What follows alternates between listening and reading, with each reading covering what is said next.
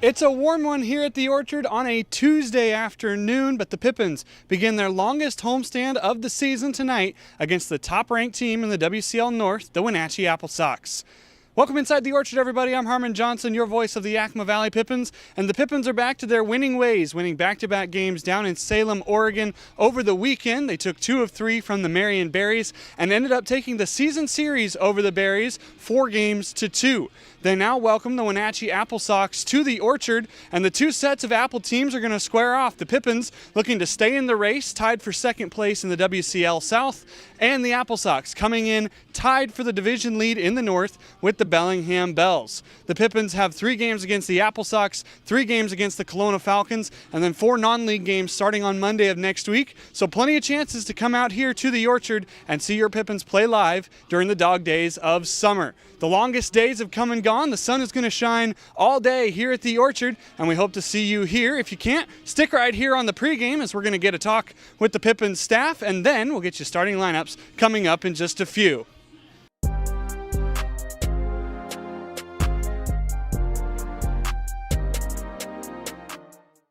Pippins fans, I'm here with Pippins head coach Kyle Crestangel. And Coach, how was the off day yesterday? You know, it was nice, but, anytime there's an off day and you're on the road so much and busy, off days they seem to be filled with other stuff. It was nice to see my family, my wife, my kids. It was excellent to, obviously have some time away, but it's always filled. It's always busy. It was good, though. It's always a nice mental break. Long homestand starting here, 10 games for the Pippins plus an All-Stars game to wrap it up. We're starting off with your former squad, the Wenatchee AppleSox. What do you know about them? What can you tell me about your time with Wenatchee? Yeah, two-ended question there. What I know about Wenatchee and my time there, I enjoyed my time. Wenatchee gave me an opportunity to be a head coach in the West Coast League. I'm super grateful. I got a chance to work my last couple years for their current GM. She was the assistant GM, Allie. She's great, and Jose. But again, the community is fantastic. I can't really say enough for my time there. It was excellent. Obviously, I'm super happy and thankful that I'm now a Pippin. But you got to be grateful and understand sometimes where you came from opened up doors, and I feel like that opened up a lot of doors for me personally and in the baseball field. So nothing but positives. I'm excited to play them. It's always nice to see the AppleSox logo. I think my one claim to fame about my time there was you see a lot of socks are hot, and we were on air, me and a different broadcaster, Wenatchee, and somehow I dropped socks are hot. So you can say I'm the originator of socks are hot. Hopefully those socks will be a little cold the next couple nights. But no, they're a good squad. I mean, obviously they're tied for first in their respective division. Coach Dongington does a great job with them. They'll play a similar brand where it's going to be guys that are all in to win, guys that play hard, guys that play baseball the right way. It should look very similar in both dugouts. You'll see offenses that can go, teams that can pitch and field, and it should be a very highly competitive series with two teams that I feel like really respect the game of baseball. So it's always nice to show up to the yard knowing that baseball should be played the way it's meant to be played. You said you came up with the socks are hot. The Pips are starting to get hot with the weather here. It's a little bit warm today, but a season series win 4-2 over the Berries, come back and win the final 2 games of the series down there in Salem. How do you feel about this squad going into this long homestand? Yeah, I feel good. I like where we're at. I told him even after the Bend series, we weren't happy going 1-2, but we were 2 plays away from sweeping. I told him at some point this year when we rattle off 8 out of 10, 7 out of 9, not going to be surprised. The talent's there. We show flashes at all times. We've had great series wins. For us, it's just staying consistent. It's having pitching, hitting, and defense be there when it needs to be there, and if one's not, having the other one carry us. But love the squad, love the culture. Truly believe that there's going to be a few bright runs for us. We just haven't quite had that big run yet, but hopefully it can start tonight. Pippins have Austin Dillon going tonight. He got a win in his last start against Bend last Tuesday. He had a week off. What do you expect out of him tonight? I expect AD just to be AD. Go out there, compete. He has multiple pitches for strikes. Breaking ball's been sharp. Seems to log quality outing after quality outing. I look for him whenever his time is to exit, that it was a quality start. He gave us an opportunity to win the game, and bats and defense can be behind support, so AD can come home with another win. But just look for him to be AD and be consistent. AD or someone else you pick to click tonight? Ooh, I am going to go, my pick to click tonight is going to be Ramos in the DH spot. I think he's hungry after being off a couple days. I look for him to hit a couple line drives and impact the game. I know he loves to be on air, and I don't know if he's been on air yet, but I know he's sure thinking about it a lot and dying to be on air. So I think Ramos' night's tonight, and if Ramos is the person we're interviewing after the game, I think it was a success. All All right, we'll see if Ramos is the one we talk to tonight. Coach, thanks for some time today. Yes, I appreciate it. We'll have the starting lineups coming up next. This is Pippins pregame.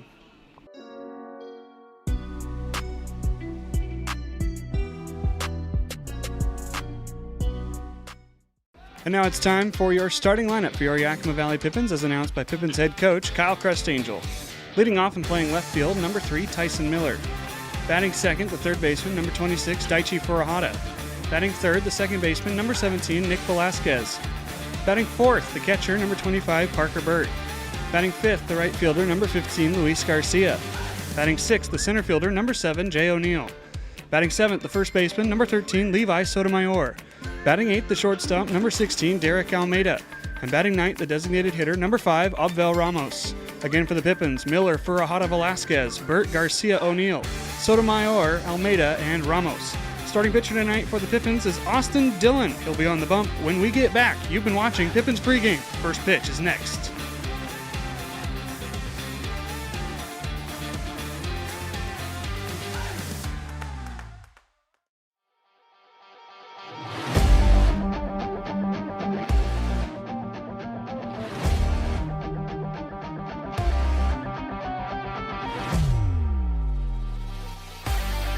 Two and two. Ellis needs to dial one in. Tension building here at Yakima County Stadium. The pitch. Swing and a miss. Ball game over. 2-1 victory. Pippins over Sweets. First pitch, a high drive out towards right. Back goes Chavez. He's looking up. Bye-bye baseball. Grand slam. Dylan Anderson. Bring him home and touch them all. He's been here all summer, and it finally pays off.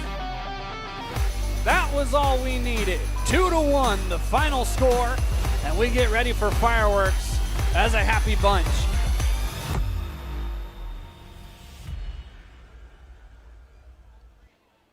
Well, as Dorothy from The Wizard of Oz says, there's no place like home, and the Pippins are going to enjoy their home cooking here at Yakima County Stadium for the next couple of weeks as they start off a 10-game homestand first here with the WCL North leaders, the Wenatchee AppleSox. Good afternoon, everybody, and welcome into the Orchard, Yakima County Stadium. I'm Harmon Johnson.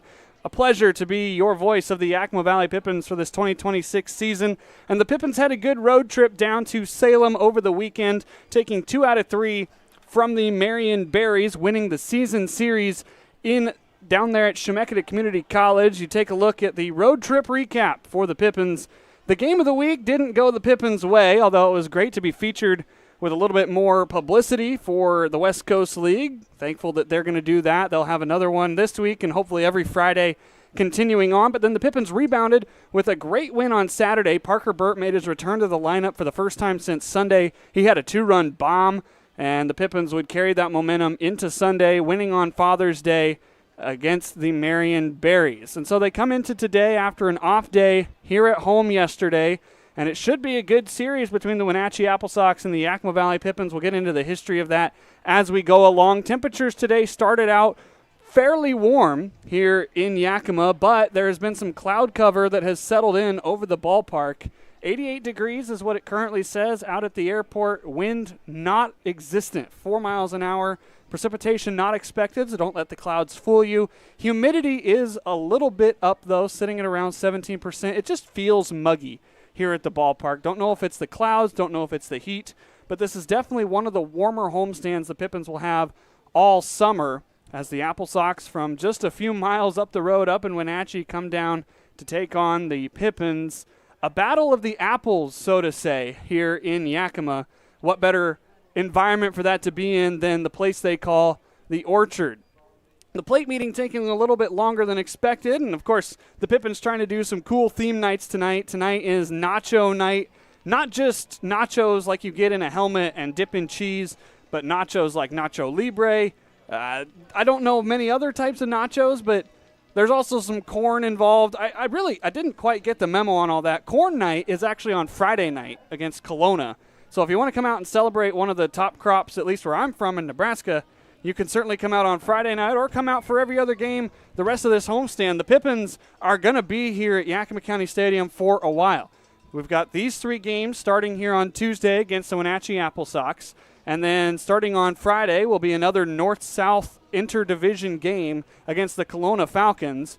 And then following that, on Monday of next week, it'll be a non-league contest with the Dub C Fish Sticks. Then on Tuesday, the Northwest Star Nighthawks will be in town. Same thing on Wednesday. And then on Thursday, the Portland Gherkins will be in town to take on the Yakima Valley Pippins. So a little bit of a chance to get a break from league play as we take a look around the rest of the West Coast League.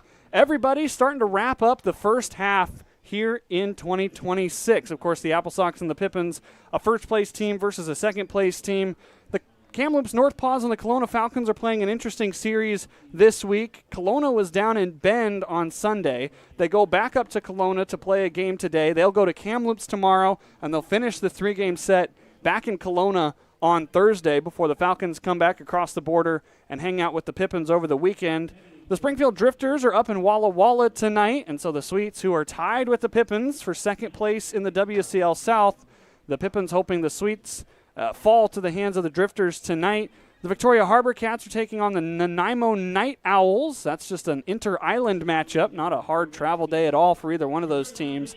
The Ridgefield Raptors, who can clinch the division tonight, are down in Bend taking on the Bend Elks, who are in 7th place in the South. The Raptors need to win, and the Portland Pickles, as you see taking on the Marion Berries, need to lose in order for the Raptors to clinch the first half title and be automatically into the playoffs come the end of this year. The other game so far tonight, the Port Angeles Lefties are up in Bellingham tonight. The Bellingham Bells and the Wenatchee AppleSox are tied for first place in the North Division, and so the Wenatchee fans are going to be looking very carefully to hope that Port Angeles, who is down at the bottom of the North, can help them out against a rival in the Bellingham Bells. Teams being introduced here at the Orchard. The Pippins won those 2 games down in Salem wearing the blues, and so they will take the field wearing those same uniforms, hoping that the good luck continues. The Pippins were on a 3-game losing streak, the last 2 games against Bend and the first game against Marion, but now they're on back-to-back wins, looking to get a 3-game win streak as we inch closer and closer to the end of the first half. After the Pippins are done playing Kelowna this weekend, we're done with the first half, if you can believe it. This is game 22 of 27 and a half, game 22 of 54 on the season for the Yakima Valley Pippins. These two teams about done being introduced, and it's a special night here at the ballpark. Of course, love to have fans back in and love to have the long homestand to give the Pippins a chance to rest after a long 6-game road trip, a quick 3-game stint, and then a 3-game road trip down against the Berries. But we have a color guard here tonight, and they're going to be presenting the colors as we get the national anthem underway here at the Orchard. Don't go anywhere. Baseball is next here in Yakima.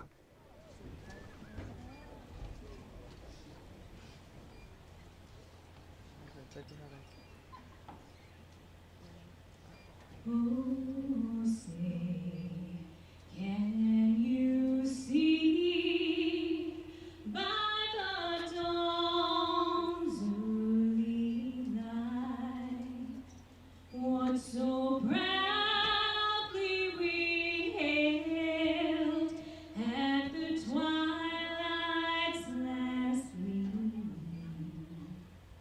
whose broad stripes and bright stars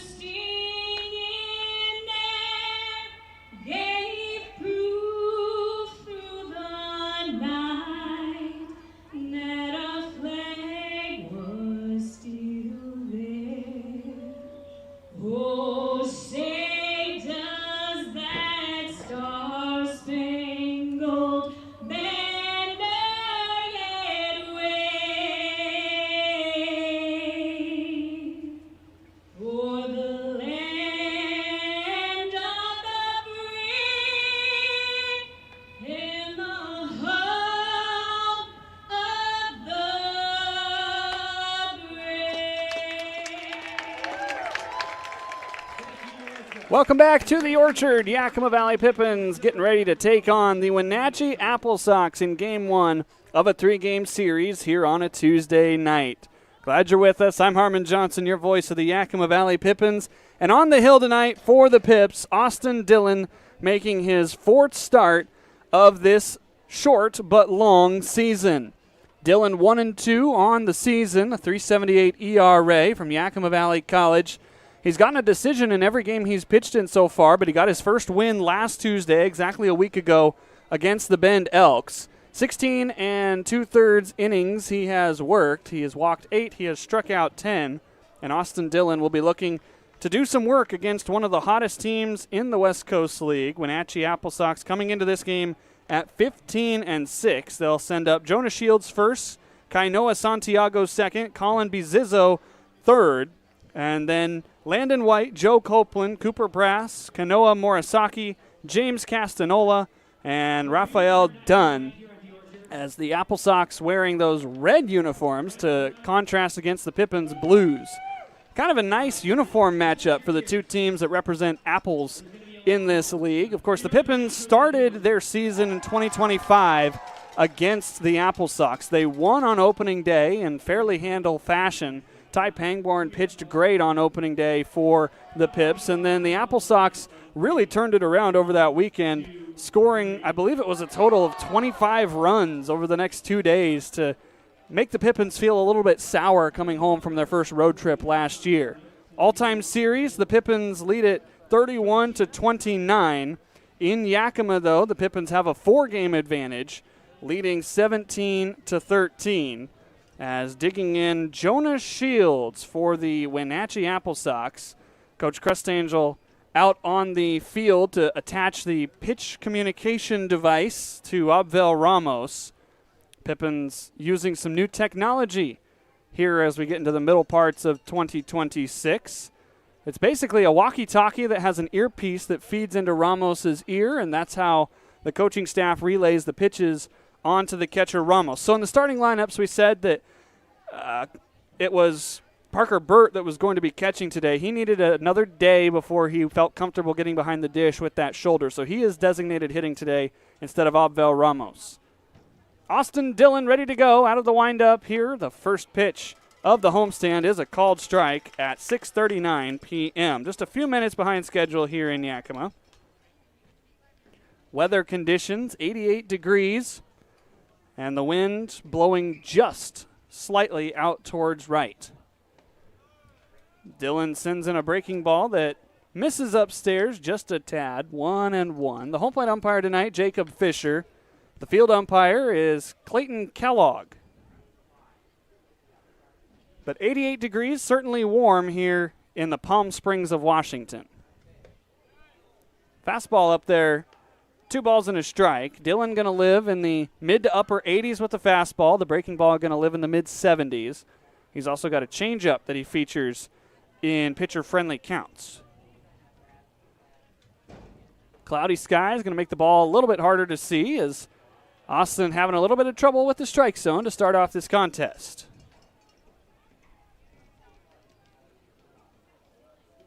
Dillon in his last start was against the Bend Elks. That was a week ago from today. 6 2/3 innings. He struck out 1. He walked 2. In danger of walking the leadoff man here, Jonah Shields. And he will do so. Shields draws his 9th walk. A man batting .329, not going to be allowed to swing the bat. That'll bring up Kainoa Santiago. Incoming freshman to Gonzaga.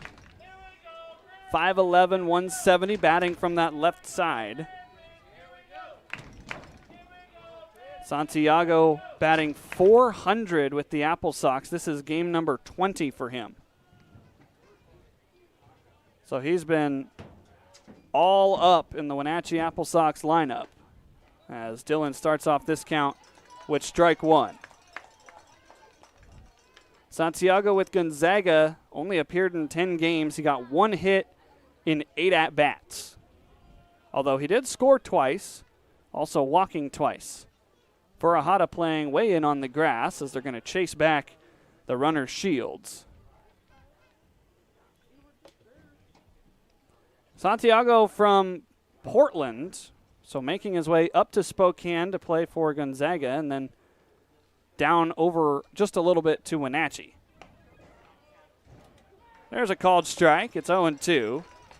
Jacob Fisher, a little bit of a delayed strike call, but as long as he's vocal about it, I don't think anybody's going to complain.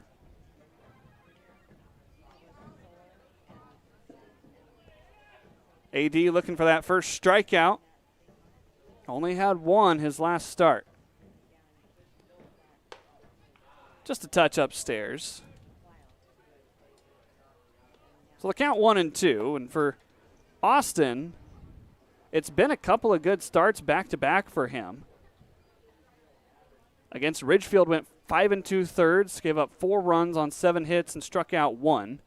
Took the loss, though, as the offense couldn't help him out. The game before was against his former West Coast League club, the Springfield Drifters. That was way back on June 2nd. He only went 4 1/3 in that game, but he did only give up 1 run. 2-2, out towards left. This will be the first chance for Miller as he goes back and twists around and can't handle it. Advancing very late onto second is Jonas Shields. I don't know why he was still standing over at first. That could have been first and third easily, maybe second and third with how deep that ball was. A little bit of a base running blunder by Jonas Shields.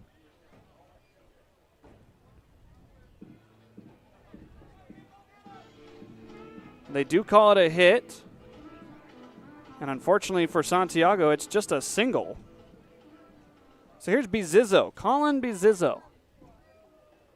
Beazizo. Played for Everett.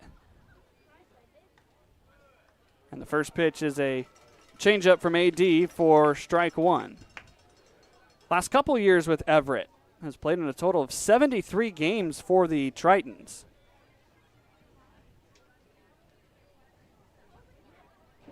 .182 batting average in 24, .381, a big jump in 2025. Ramos has that bounce away. The throw to third is not in time.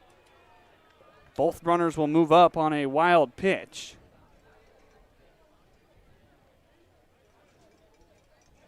That's been one of the things with Ramos behind the dish is sometimes his receiving has not been the cleanest. Something he's going to have to work on if he's going to continue to catch in this lineup. He's a spark plug on offense. He's got some hard contact in the bat, just hard to play him when the defense has been the way it's been. A shot out to center field, definitely deep enough to score the run. O'Neal backpedaling, he'll make the catch. Both runners move up. An out recorded, a run scores. Sacrifice fly by Colin Bizizzo gives the AppleSox a 1-0 lead.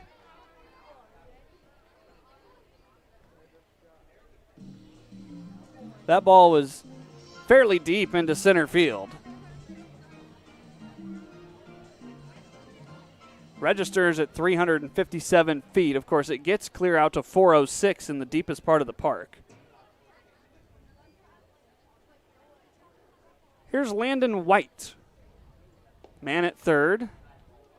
AppleSox trying to separate themselves early on in this contest. White also from Gonzaga, spent time at Mount San Antonio College, though. He was a contributor for the Bulldogs. Batted .231 in 31 games. Now comes to summer ball, batting .225. AD not getting a strike in the first 2 pitches. This is game number 14 for Landon White with the AppleSox, a team that is in contention for that first half title in the North. Much closer race, though. Dillon falls behind 3-0. Coming into today, the AppleSox and the Bells sit tied for first at 15-6. Nanaimo is 12-9, Kelowna 10-8.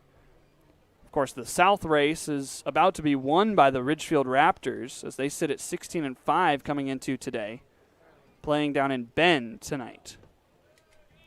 Breaking ball for a strike. AD stays alive momentarily here in the count. Landon White had a 3-game hit streak earlier this year, but currently without a streak. 3-1. He's going to pound it over on the right side. Sotomayor has it. A run will score, but the Pippins get the second out. 2-0 AppleSox on an RBI ground out by Landon White.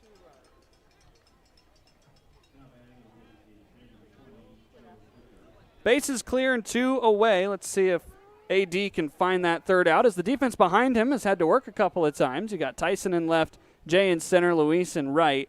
Daichi, Derek, Nick, and Levi on the infield. Of course, Abel Ramos doing the catching for the Pips. First pitch missing upstairs to Joe Copeland, the designated hitter today. Long Beach State, a native of Danville, California. He's playing in game number 15 with the AppleSox. Batting .405 as he falls behind, or Dylan falls behind rather, 2-0. 15 hits in his now 15 games for Copeland. 3 doubles and a home run.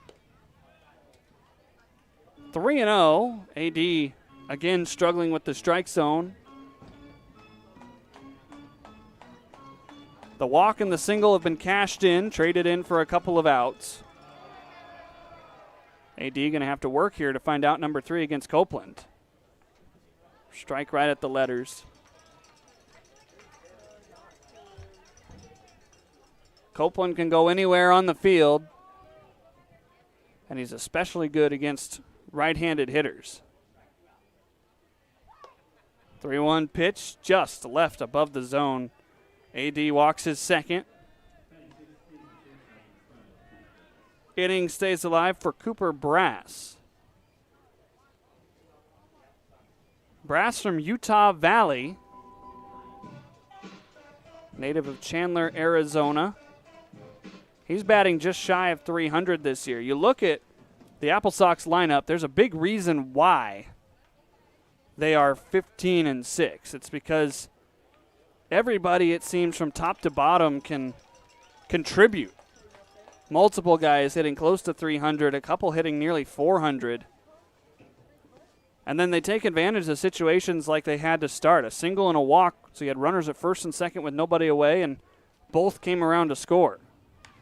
0-1, sliced out into right. This is going to get down in front of Luis. He's going to look back Joe Copeland at second after he bobbles it. So the AppleSox with a couple more aboard, this time with 2 outs. That'll bring up the catcher, Kanoa Morisaki. Morisaki had to shed the protective gear. He hasn't had to catch yet tonight, as his starter, Chihiro Sato, is waiting anxiously to take the field down in the AppleSox the dugout. He was down in the bullpen earlier, but has moved to the dugout anticipating the third out of this inning. First pitch ripped down the line. This is a fair ball, and this is trouble into the corner. Coming home to score, Joe Copeland. The ball bounces away from Luis. Trailing around him, Brass. It's going to be an RBI triple to make the score 4-0 for the AppleSox here in the first. Kanoa Morisaki getting on the board with his first triple of his AppleSox career. This is his 3rd season in Wenatchee.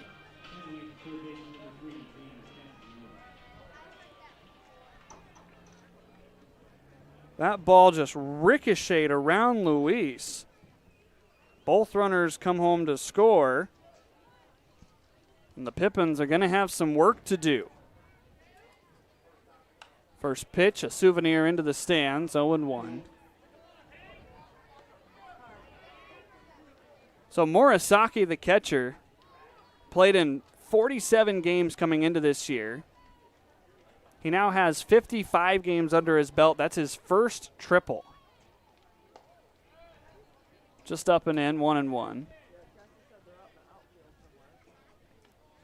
A man that only had 5 extra base hits coming into this season. He has 2 home runs this year. So 7 extra base hits total coming into this contest. And he's got a triple to send 2 more home. This is James Castagnola.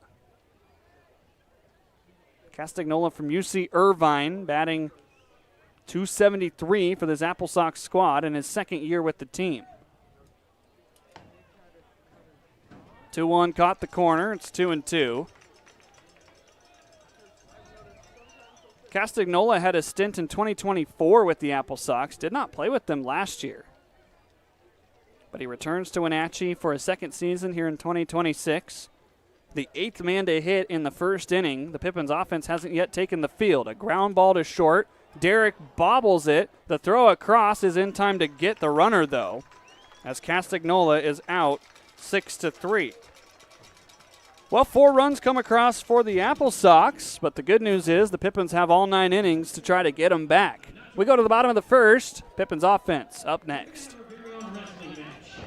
Between our very own Scott T. Pippin and an Iroquois.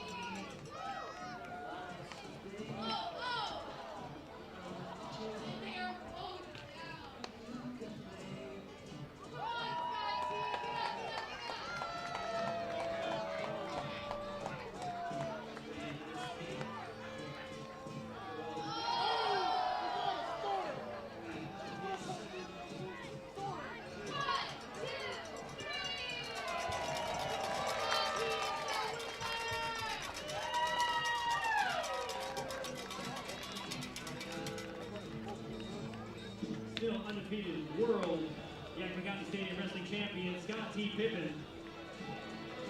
Anybody else want to wrestle Scott T?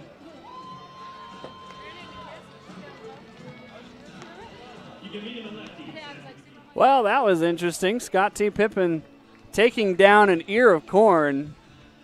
Let's watch the replay here. Scott T. Oh! Right up into the husk. I think that was close to the deciding blow. Pippin's hoping to do something like that on offense here in the bottom of the first after giving up 4 runs. They'll be facing a starting pitcher making his first start in the West Coast League in Chihiru Sato. Sato from Edmonds College, pitching for the Tritons, a native of Kawasaki, Japan. 7-3 with Edmonds and a .360 ERA. He was a bulk innings type guy and unfamiliar with the AppleSox, but familiar with the West Coast League. He pitched for Bellingham back in 2025, last year. He had a 4-0 record, a .360 ERA, in 35 innings. Tyson Miller, even in the count 1-1 here. Sato was used in a variety of roles, so 4-0, but he also had 2 saves, allowing only 14 earned runs in 35 innings.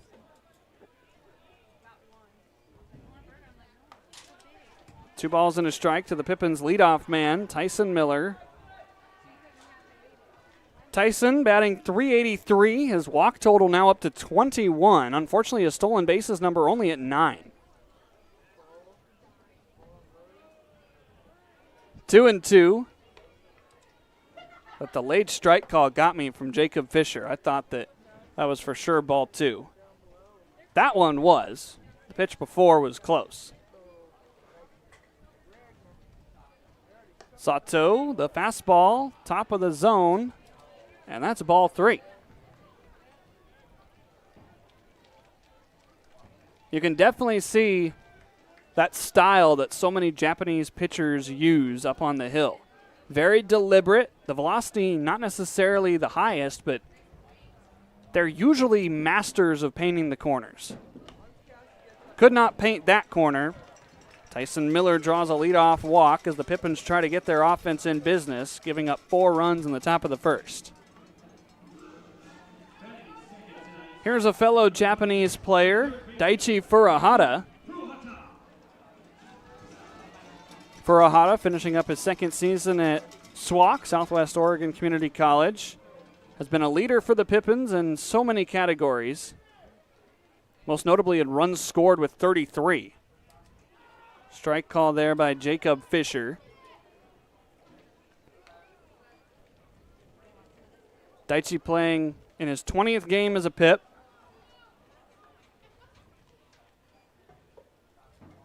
Oh, 1, Tyson goes. The pitch is fouled back. And so unfortunately Miller will return to first base. Daichi hitting .342 this summer, getting on base almost half the time. 2 home runs, a triple, 7 doubles. Furuhata's been the go-to 2-hole hitter for Yakima Valley. And he's been doing it very well. Type of guy you can trust in almost any situation. Can't come up with a big hit here to get Tyson on to second as Furuhata strikes out. Here's a guy with some pop, Nick Velasquez. Nick batting .319, had a couple of big doubles down in Salem over the weekend. Velasquez batting .319, 23 hits, 7 doubles, a triple, and 3 home runs, only behind Parker Burt, who has 4.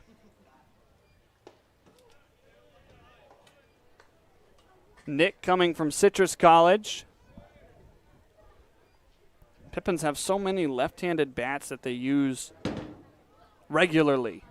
Nick's been one of them that has just slowly found his way into the lineup as he lines one down for a hit into right field. Tyson's going to advance on to third. He was running with the pitch, and the Pippins have it set up first and third for the home run king of the Pippins, Parker Burt.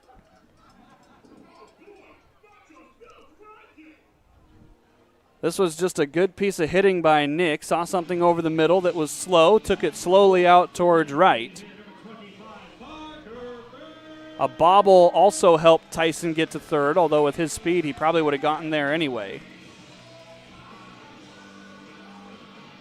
So here's Parker Burt. What more can you say about Parker other than he's been the MVP of this team when he's been in the game?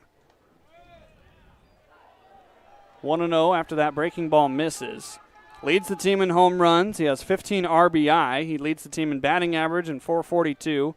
He's second in the league with batting average. 1-0, golfed out towards short. This is caught on a line by Brass. So Bird unable to come through here in the first, and there's 2 away.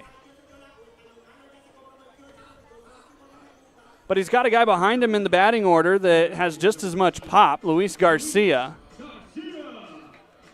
Garcia has not left the yard yet this year, although he's got 6 doubles and 16 hits. Had a very slow start, but he's been hitting with a lot more consistency as of late.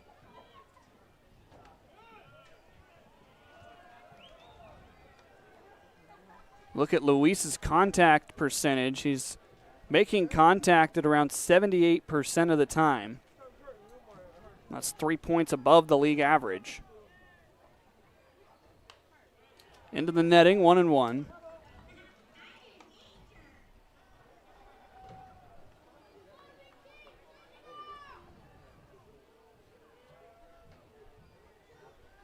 You'd love to see Luis come here. He's got a decent batting average against these right-handed pitchers. He handcuffs himself and puts it into the net again. With those slower sliders for Sato, definitely harder to lay off.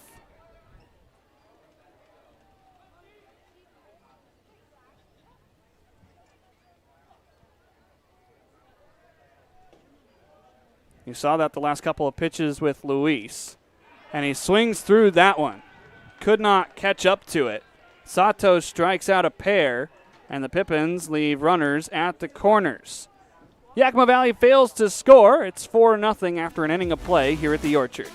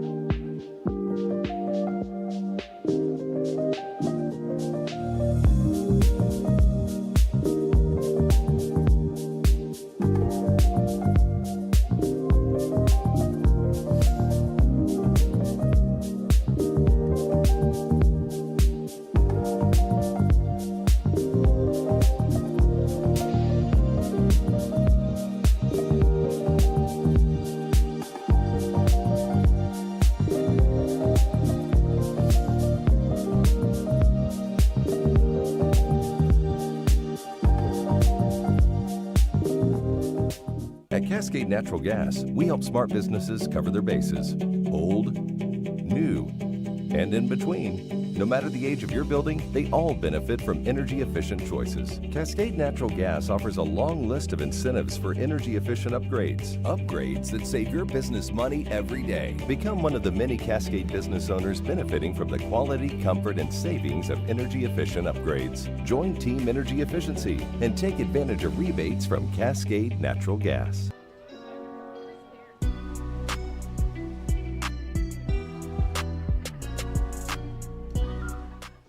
Second inning here in Yakima. First pitch from Austin Dillon is left upstairs for ball one. Raphael Dunn, the only person who did not hit for the AppleSox in that first inning.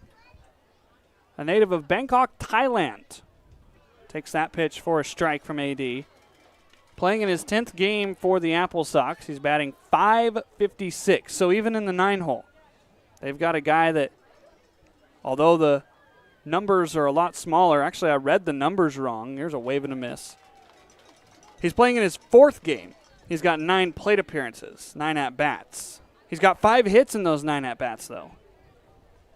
Behind in the count here, 0-2. AD looking for his first strikeout.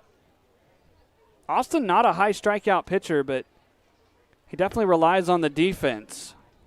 There's been a couple of hits to no man's land, including the triple by Kanoa Morisaki, that has us at this 4-0 game after 1 inning of play. 2-2, out of play. Parking lot going to accept that souvenir. Decent crowd on hand here on a Tuesday night. Weather starting to cool off as the clouds roll in. Not much of a breeze to speak of. The 2-2. Drops right in, called strike 3. Folks out in right field will be happy with that one. First punch out for Austin Dillon. Now he's got to face the top of the order again.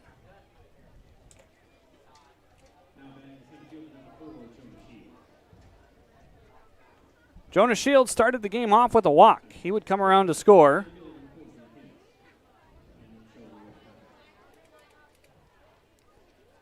Tough as a pitcher to have to face the lineup for a second time, especially after you go 8 in the first inning.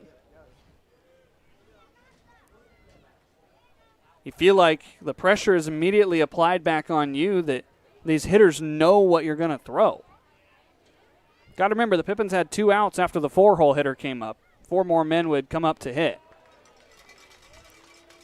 You might see Austin work more with that breaking ball the second time through the order. It was a lot of fastballs and changeups to especially the top of the order. Jonah Shields, Kainoa Santiago, Colin Bizizzo.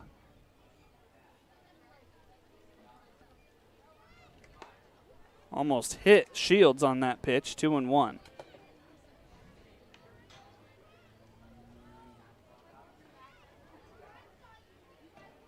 Shields came into today batting .329. He'd only drawn 8 walks, so 9 walks now on the season for Jonah Shields. Right back where it came from, that took the glove off of Dillon. He's going to pick up the ball and throw to first, not in time. Oh my.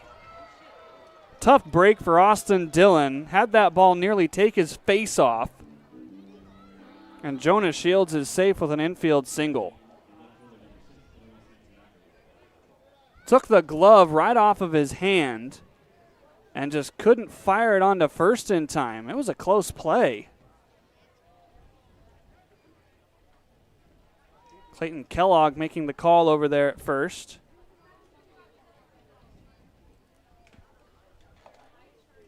Second at bat here for Kainoa Santiago. AD said he was all right, so he stays in the game and fires ball 1.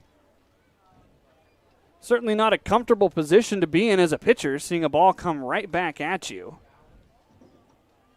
Came off the bat at 86 miles an hour.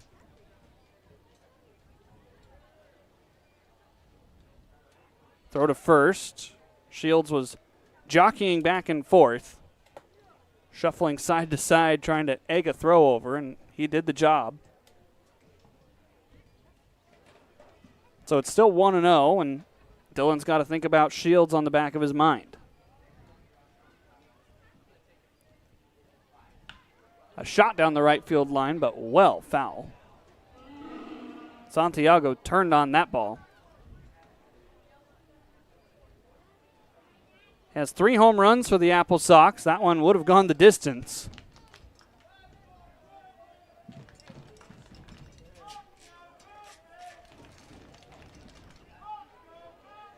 Santiago got a single back in the first inning to set up first and second. Runner takes off. The pitch is popped up on the infield. Daichi over by the netting, drops it.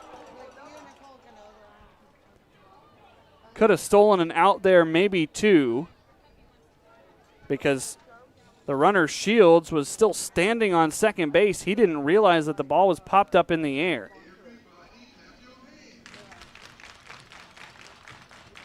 Daichi trying to figure out where the netting was, where the wall was. Tough play over there, and he had to fight the gray skies as well in the sky.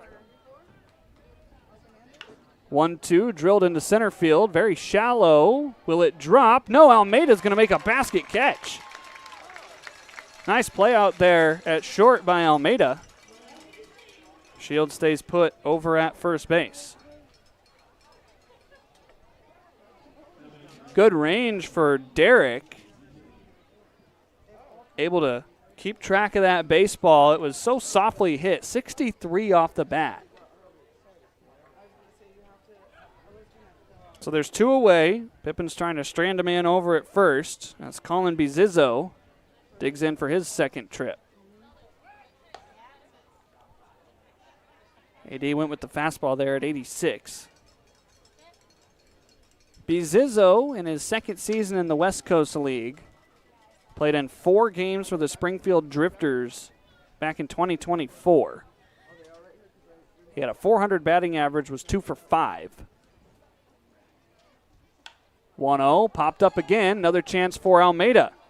Derek into the grass, he makes the catch, and the side is retired. Derek Almeida, back-to-back outs there in the second frame, and the AppleSox fail to score after getting a 1-out single. To the second inning we go, 4-0 AppleSox here in Yakima.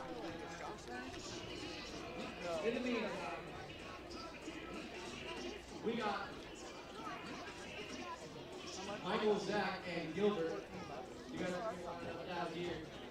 Dizzy Mountain Race for our sponsor, Albert's Dry Hops Up, the seltzer, 0%, no alcohol. We're going to be spinning 3 times Dizzy Mountain Race. You're going to spin 7 times around the bat, and then on my count, I'll say go. You guys are going to go to Scott T. Winner's going to win the prize. You ready? All right, go. Start spinning. 1, 2, 3, 4, 5, 6, 7, go. Oh, there they go. 1 go. Oh. There we go.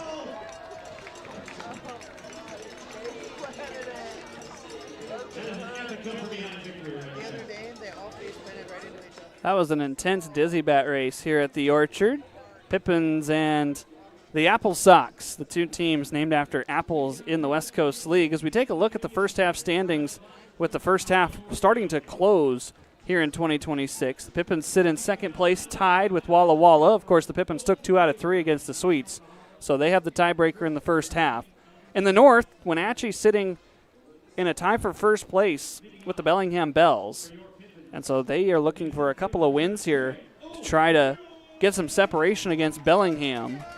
Of course, the winner of each division in the first half gets an automatic bid to the playoffs. So every game matters, first half and second half. Jay O'Neill takes ball 1 from Chihiro Sato. Looking through Sato's pitching stats at Edmonds, as there's a ground ball out towards second. Dunn sends it over to first, 1 away. Taking a look at the stats for Sato, he had quite a unique role for Edmonds. His first appearance of the year this last year was a 1-inning relief outing where he walked 2 but did not allow a run. Then he only went a third of an inning, striking out one at Olympic College on March 1st. Then he had a 6-inning start, 2/3 of an inning, a 7-inning start, another 7-inning start, then an 8-inning start. So Sato, a guy that is going to get through most of the game. Popped up over on the left side. Levi Sotomayor will fly out foul to Castagnola.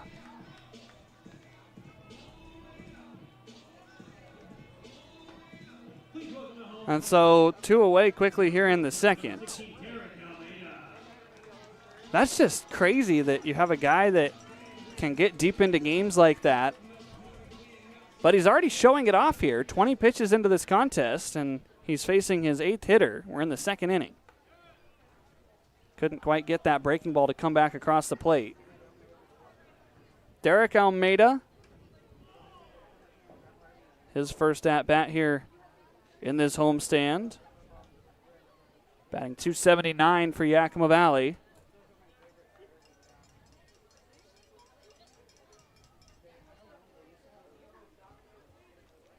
Almeida's got a long ball on the year. That came down in Ridgefield. He's ahead in the count here, 3-0. A guy that's drawn 4 walks on the season. He's trying to extend this inning into the number 9 spot for Abvel Ramos.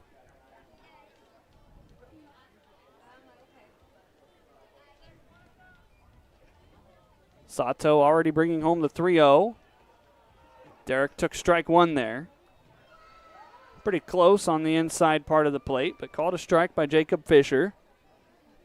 He'll have the plate tonight and then again on Thursday. His partner Clayton Kellogg is in the field. 3-1 left upstairs. Derek Almeida coaxes a walk with 2 outs. Pippins have their 3rd base runner of the game. Here's Abvel Ramos.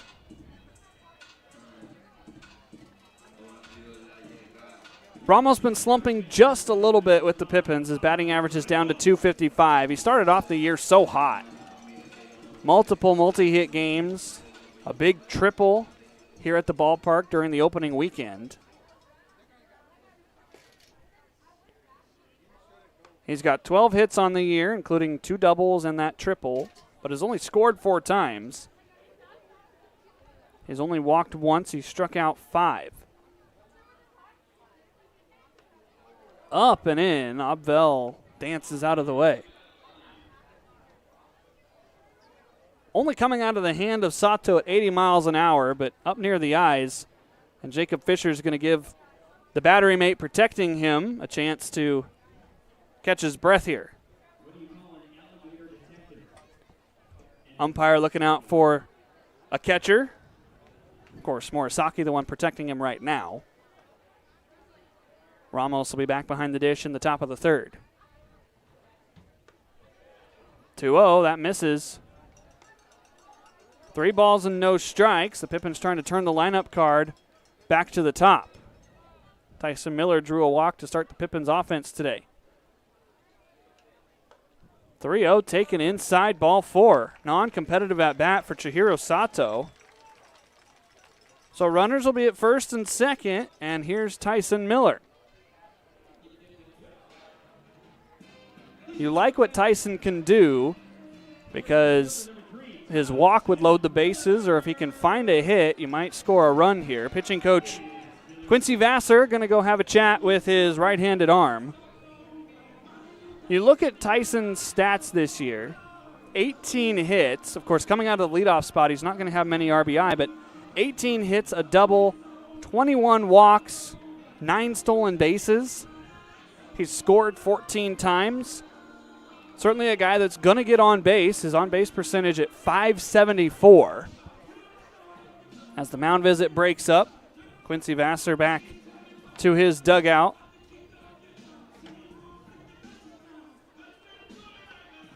Let's see if Tyson can find some green grass. On Sunday afternoon, he had 3 walks but no hits. On Saturday, he had a walk and 2 hits. So it's kind of hit or miss on what Tyson's going to have. Will he have walks? Will he have hits that night? Tonight so far, it's been walks. The free pass to Ramos was the third of the game that Sato has issued. 1 ball and 1 strike. The AppleSox do have somebody down in their bullpen getting some tossing in. So Sato's night might be coming to a close sooner than we think. That breaking ball only registering at 68.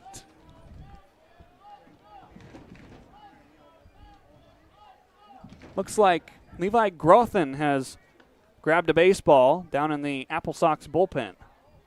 2-1. Tyson slices it over to left. This is getting down, and a wave around third for Derek Almeida will plate the Pippins' first run. Tyson Miller with an RBI single, and the Pippins cut the lead to 4-1. 60 miles an hour off the bat for Tyson. Krusty got a good look at where that ball bounced.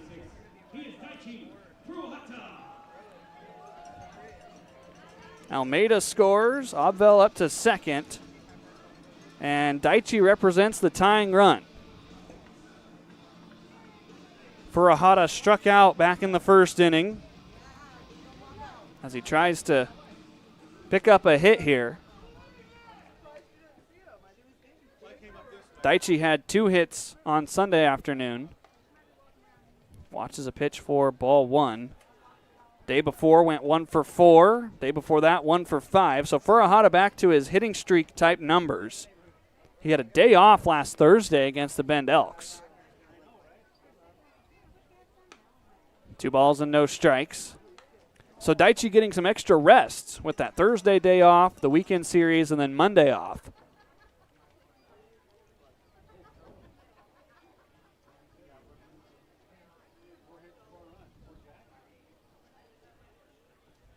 Daichi drills it out to left field. Santiago's going to have to race back. This is off the top of the wall. Ramos scores easily. Here comes Tyson. The play at the plate. The ball gets away. Daichi Furuhata moves up to third. Tyson Miller scores. It's a 1-run ball game here in Yakima.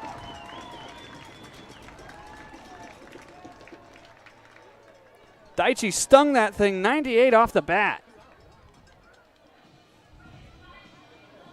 Santiago was playing way in, and that's going to be the end of the night for Chihiro Sato. Tyson was forcing a play at the plate, but the throw got away, which allowed Daichi to advance up to third. RBI double for Daichi Furuhata forces his Japanese counterpart out of the game. New pitcher when we come back here at the Orchard. Pippins trail by 1. Gear up for summer like no other with Legends Cup. From the first whistle to the final goal, it's a 3-month marathon of massive payouts. Kick it with us every Thursday from June to August for a chance to win your share of $275,000. Just use your Legends Rewards card to earn entries. The stakes are high, the prizes are huge. Legends Cup, only at Legends Casino Hotel. The pitch is calling. Will you answer? A couple years ago when I was in high school, I had braces. I didn't wear my retainers or anything, so I came back and I've shown a lot more progress with this time around than last time around. They are very helpful. They show you step by step like what needs to be done so you don't waste your time on treatments. Working with Dr. Christopher, I'd say they are very, very good orthodontists, and I would love for people to come here and enjoy everybody and everybody's personality. It's been great.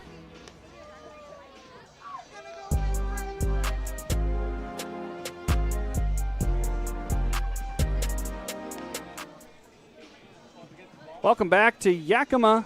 The Pippins have cut the lead down to 1. And in from the bullpen comes Levi Grothin. 6'2", 200 from Woodinville, Washington. The right-handed hurler will be a sophomore. So an early exit for Chihiro Sato, who gives up a couple of walks and then back-to-back hits for the Pippins. Nick Velasquez comes up to the plate to try to tie this game.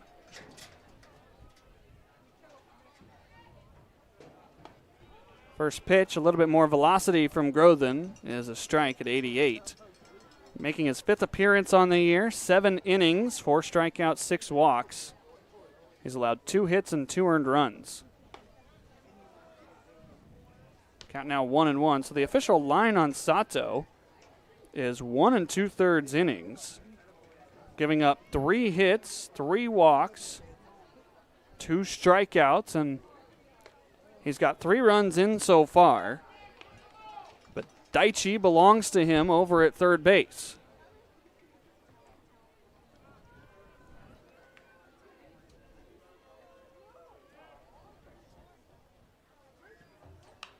Nick sends it foul out of the play on the left side. That might have hit the pole that the banners are supported by.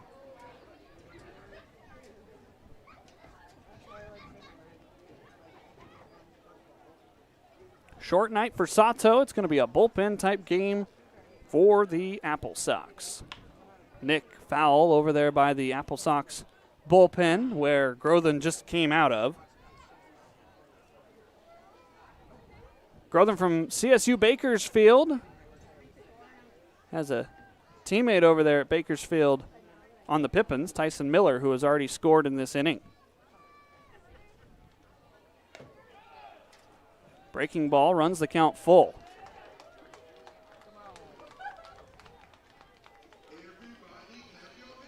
Daichi just missed a home run out to that 365 sign. Hard hit double has the Pippins in a 1-run game. Payoff. Nick scorches it to center field, but Shields, backing up now, makes the catch. And that will retire the side. Pippins score 3 on only 2 hits. It's a 1-run game going to the 3rd inning here at the Orchard.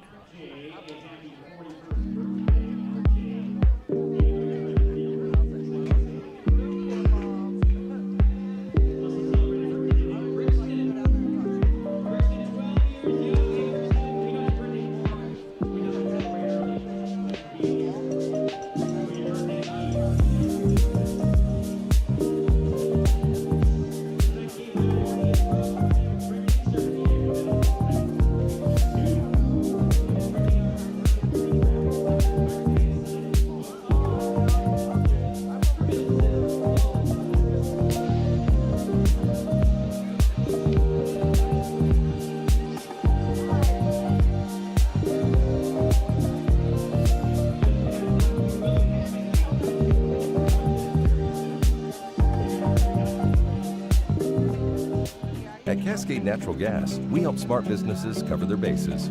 Old, new, and in between.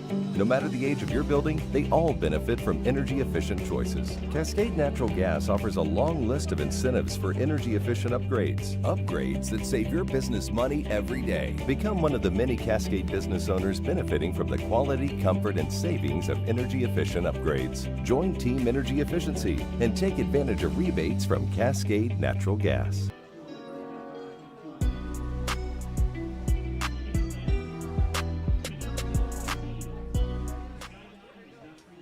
Top of the 3rd inning here in Yakima. Austin Dillon back to work against Landon White, Joe Copeland, Cooper Brass. This is the middle of the Wenatchee order. First pitch out to Jay O'Neill in center. He's going to drift back, floating over towards the track. He makes the catch. 1 pitch and 1 out here in the 3rd inning. Good to see Austin Dillon respond to that little bit of a longer break in the 2nd inning, immediately getting 1 out on 1 pitch. Anything that AD can do to keep the Pippins in this game as the offense has started to work in that previous inning. AD going to try to get you at least 5, maybe more. Copeland sends it out to O'Neill. Another chance for Jay. 2 pitches, 2 outs, both of them to Jay O'Neill. Well, you know what Cooper Brass needs to do to make this a very fun inning for AD.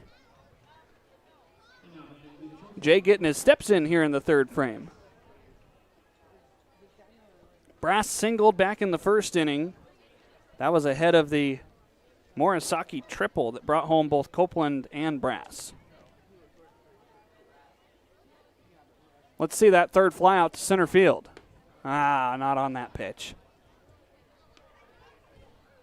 1-0. AD still working on a Very quick inning. Hopefully you can only count on one hand if you're AD. 2-0. Everybody talks about the immaculate inning. Well, that's not possible here, but almost a rarer feat is the 3-pitch inning. 1 out per pitch.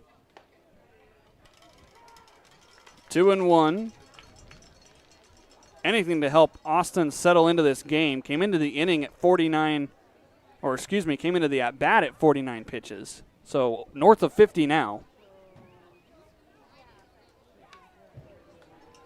6th pitch of the inning is fouled back. 2-2 the count.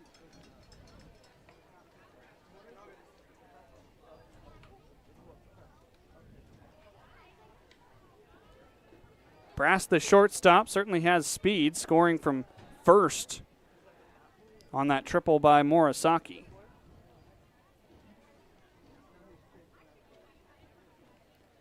Two, swung on and missed. A 7-pitch inning for Austin Dillon. And the AppleSox down in order in the 3rd. Pippins going to try to tie or take the lead in the bottom half of the frame. Don't go anywhere. We'll be right back to the Orchard.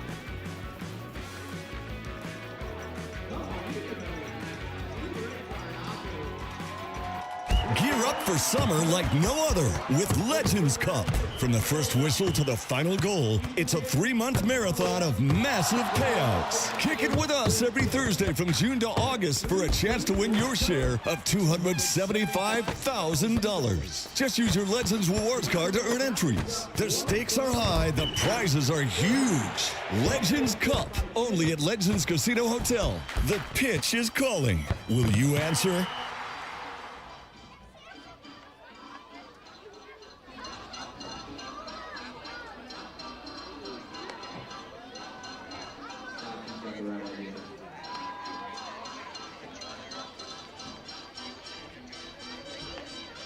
The trick is to don't chew, just swallow. Eat like a duck.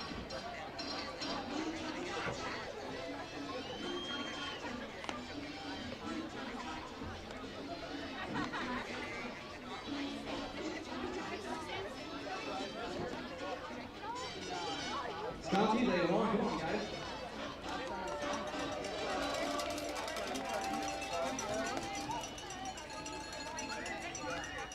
Keep cheering them on, folks.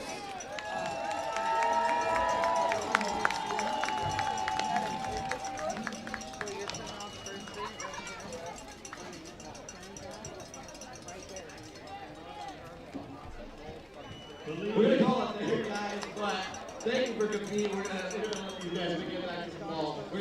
That's a lot of nachos to try to eat here at Yakima County Stadium. Nacho eating contest here on Nacho Night.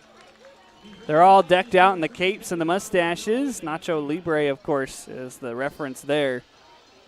Those were big tubs of nachos. I don't think I could finish one of those throughout an entire game. Levi Grothin out there for his first full inning of work. Got the last out of the 2nd inning after Shichiro Sato went 1 2/3, giving up 3 hits, 3 runs. They were all earned, 3 walks and 2 strikeouts.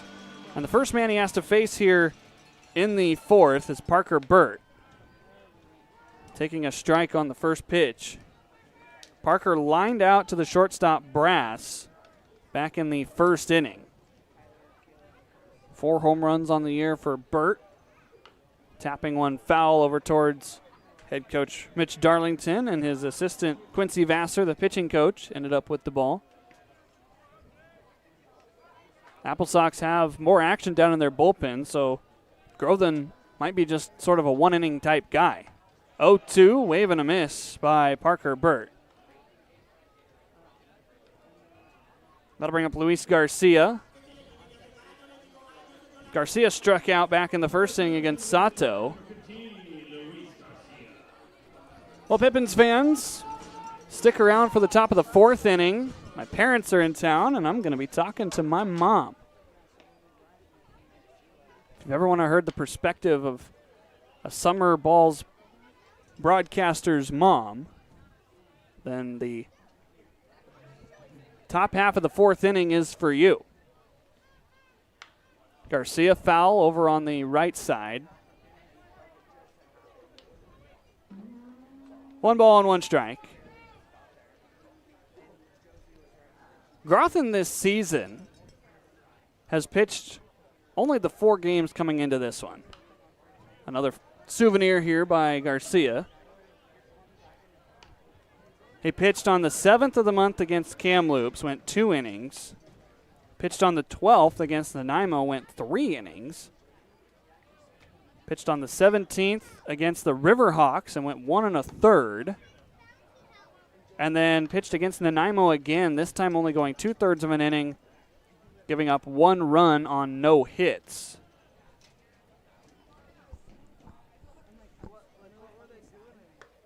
Two, Luis works the count full.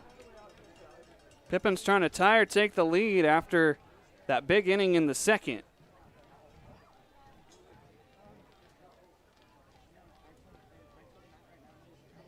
Payoff misses for ball 4. Garcia draws the 1-out walk. That is already the 4th walk issued by AppleSox pitching. And if you know anything about walks, you know that the weekend was full of them for the Pippins. Part of the reason that game on Friday was as big as it was because every pitcher for the Pippins issued at least 1 walk. 3 of them issued 3.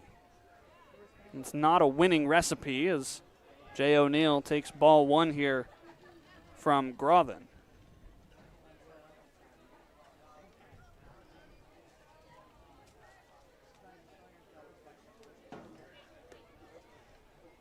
Two 2-0 here to Jay. Grounded out to start that second inning.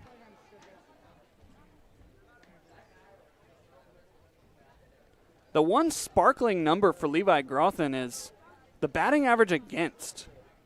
Came into this game with a .087. As this one might be a hit for Jay, ranging over his shields. He's not going to get there. So much for batting average against, as the Pippins are going to have second and third with 1 out on a double by Jay O'Neill.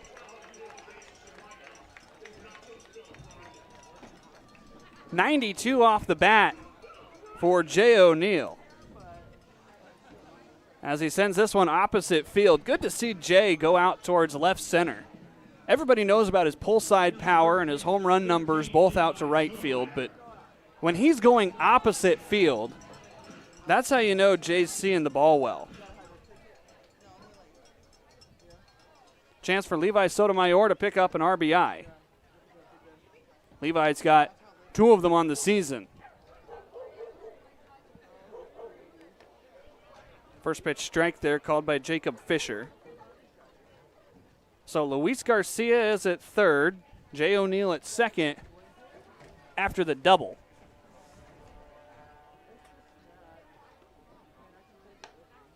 One and one now.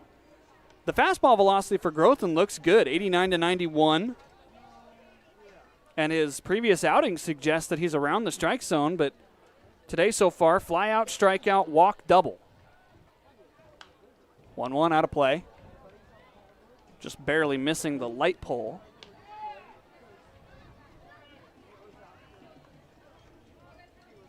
Sotomayor has 4 hits on the season, most of them seeing eye singles over on that right side. That would work, would get this game tied.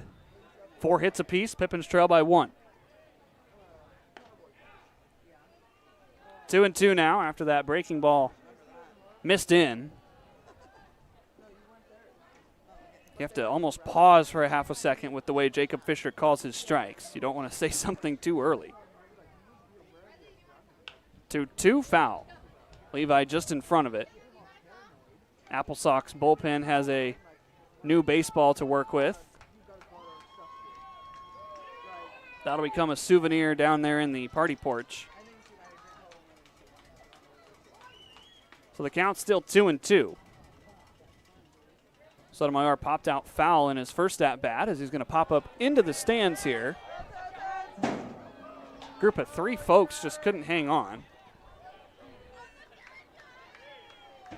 I think the funniest part about the previous foul ball down into the bullpen was the bullpen catcher, whoever that is down there, got it on the ground and framed it. It's kind of comical. 2-2. Levi stays alive. Good fight being put up here by Sotomayor.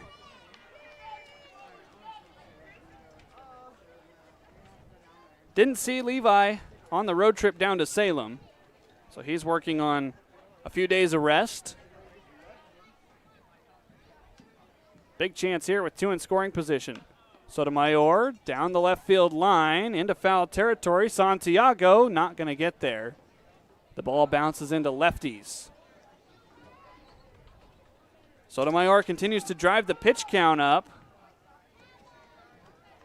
Grothin came into this at-bat with 19 here in his first full inning of work. This is probably the 7th or 8th pitch that we've had in this at-bat. I was keeping track on my clicker, but I stopped clicking the buttons. 2-2. This one will be in fair territory, dying quickly in front of Santiago. This is going to be caught. Oh, my. Diving catch by Santiago. Losing the glasses, losing the lid. How did he end up catching this? Dying quail into left field, fighting the sun. Wow. What a play. Tough out for Sotomayor after that long at-bat.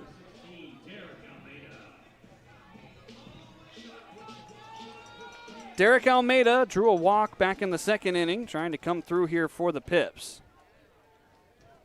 He's got 6 RBI so far this season. Strike one there, called by Jacob Fisher. Highlight type play by Santiago. Kainoa Santiago. 1-1 now is Derek able to lay off that pitch. So coming into that at-bat, Grothin had 19, and then coming into this at-bat, he had 28 pitches. So call it a 9-pitch at-bat that the pitcher ends up winning. That's tough as an offensive guy in that batter's box. Wave and a miss. 91 right by Almeida down there at the bottom of the zone. Luis Garcia walked. Jay O'Neill doubled. Pippins had second and third with only 1 out.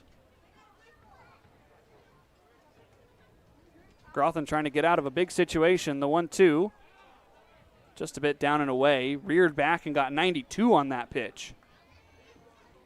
Fastest pitch we've seen from Levi Grothin today.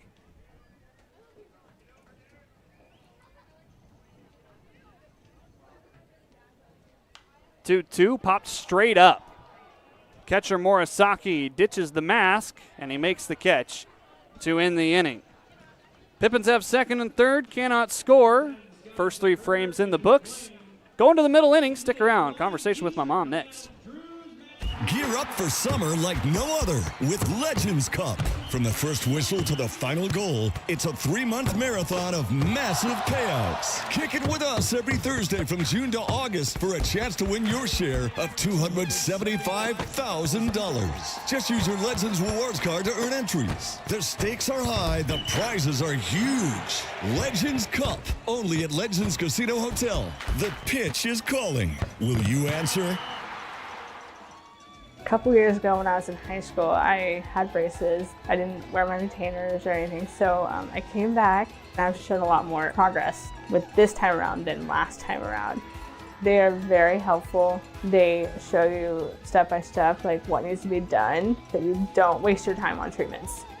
Working with Dr. Christopher, I'd say they are very, very good orthodontists, and I would love for people to come here and enjoy everybody and everybody's personality. It's been great.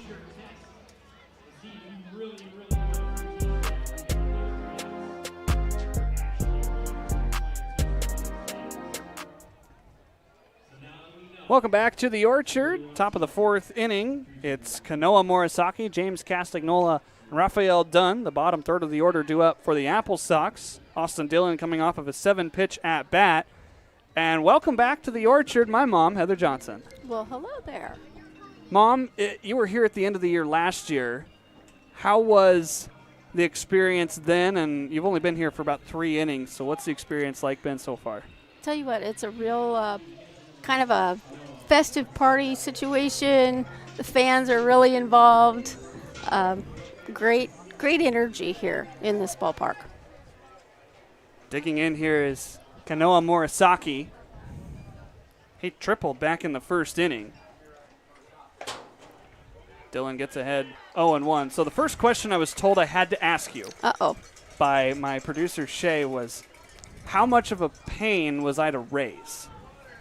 Well, the first kid is always kind of your test kid. So I don't think you were a pain. I think you were our greatest experiment. Glad I was the lab project ahead of my brother and my sister. Yeah. Dylan here in a 1-1 count.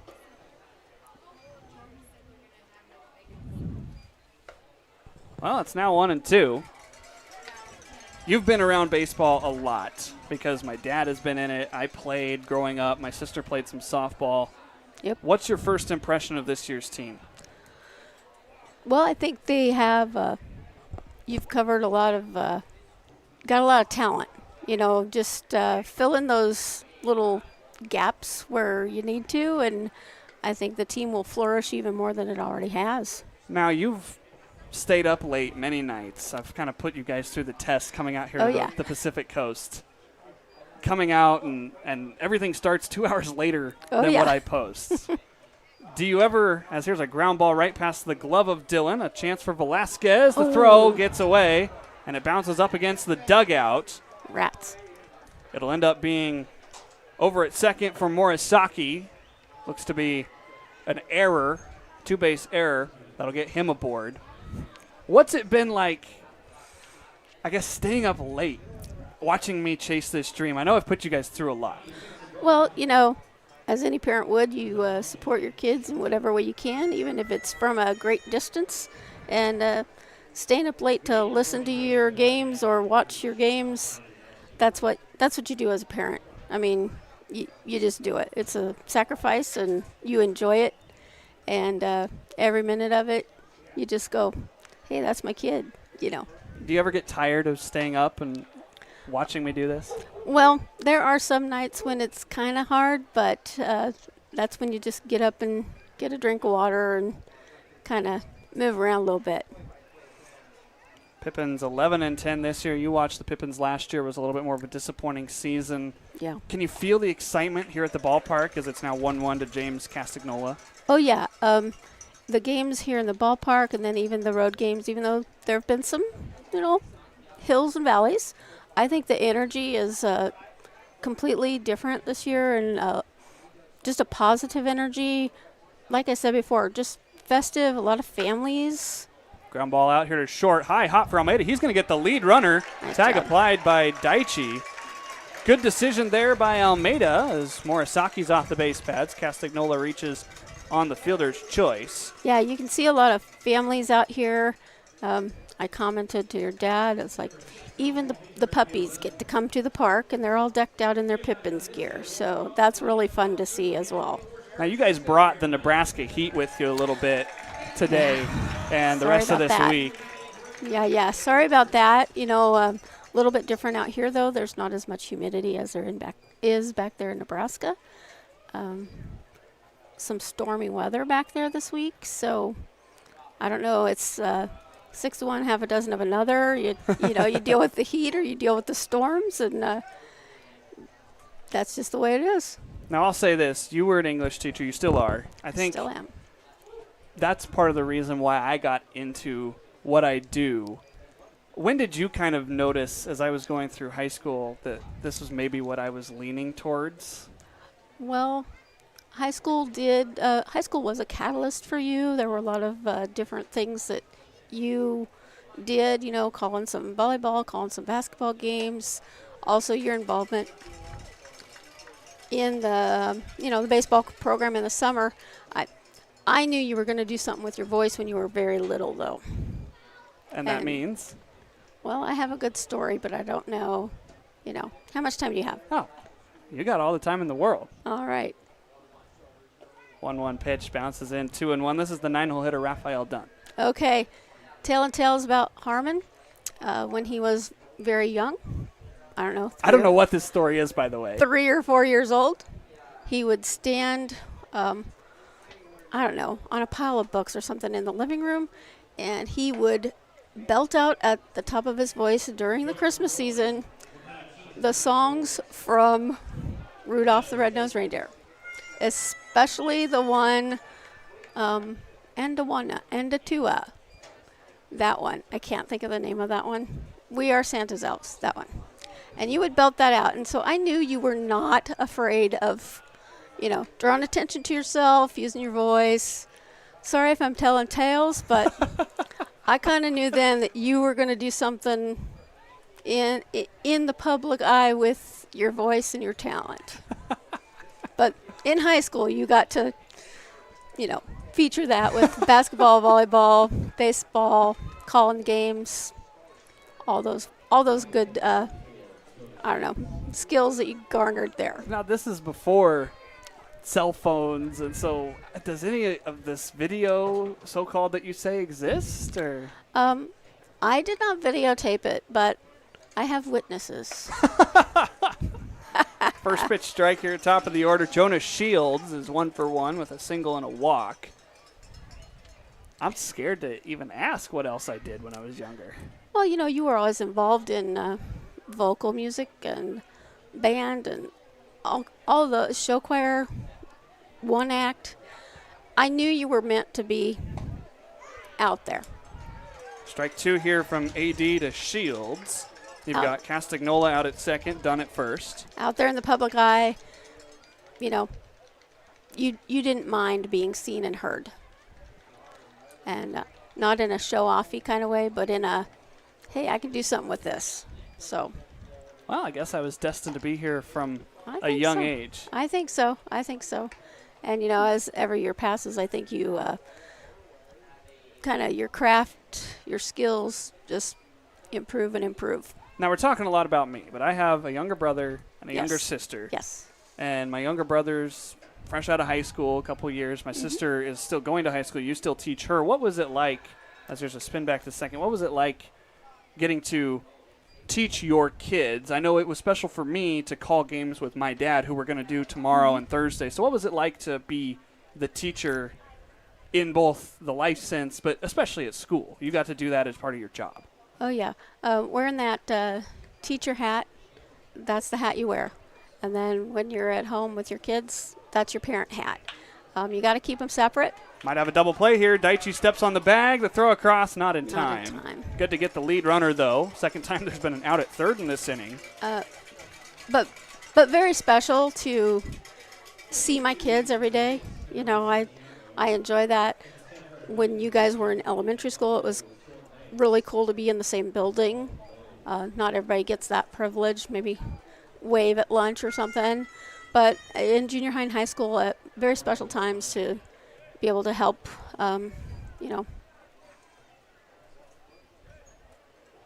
Santiago here in the fourth inning with 2 outs. AD with the breaking ball to start it out 0-1. And then watching Dad take over from me last year out in North Platte as a play-by-play guy, even though he'd never done it before. Oh, yeah. What was that like? Well, I know where you get your sense of adventure from, because your dad has that same sense of, I'm just going to go headlong into it and I'm going to make it work. And he does a really great job. And Vivian, your sister, she's our video producer, and Brock, he's kind of our on-call tech guy, because it's like, oh, this isn't working. What do we do? So I think it's a kind of a family affair from early on, and it's been really nice to see your dad just make that role his. 1 ball and 2 strikes here. I made the mistake of asking a question on a 1-2 count when Josh Lewin was in the booth last time, so I'm not going to do it here. Hopefully Austin Dillon can get a strikeout. Here with my mom, Heather Johnson. Glad that they're up here for this week. It's tough for the players moving away from their hometowns. It's still tough for me. I'm a senior in college, still not quite used to the real world. Ground ball sneaks through, and a run's going to score. RBI single here by Kainoa Santiago pushes the lead back up to 2. Tough play out there by Derek Almeida. Just didn't have enough leather to keep that ball on the infield. Yeah, they just need to keep playing with their heart, Okay, so fresh count here. Okay. Have we force-fed too much baseball into your life? Oh, no. I actually never watched baseball until I met your father. So he is an Atlanta Braves fan, and I never really paid attention to it until then. I had played softball in junior high and high school just a little bit, but I never really had watched too much of it. But then as I started learning about the game, your dad was great to answer all of my questions, and I do really enjoy it now. And Quite you a did lot. some public address announcement at North Platte the other night, right? Yes, only because there was no one else to do it. We have, of course, it's summer and people take vacations and are gone, and I was happy to do it, but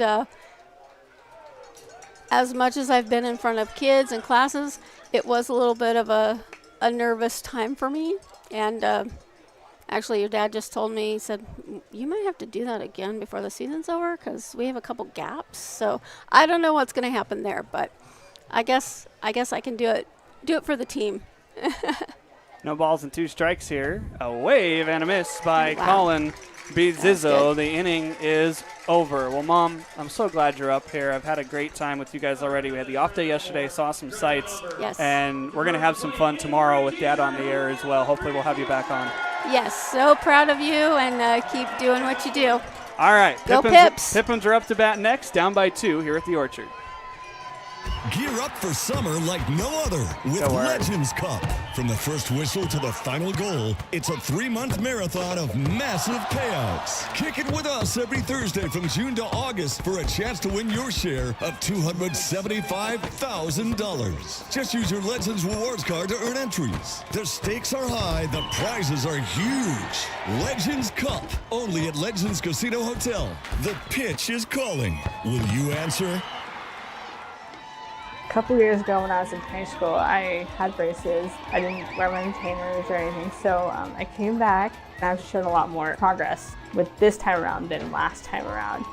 They are very helpful. They show you step by step like what needs to be done so you don't waste your time on treatments. Working with Dr. Christopher, I'd say they are very, very good orthodontists, and I would love for people to come here and enjoy everybody and everybody's personality. It's been great.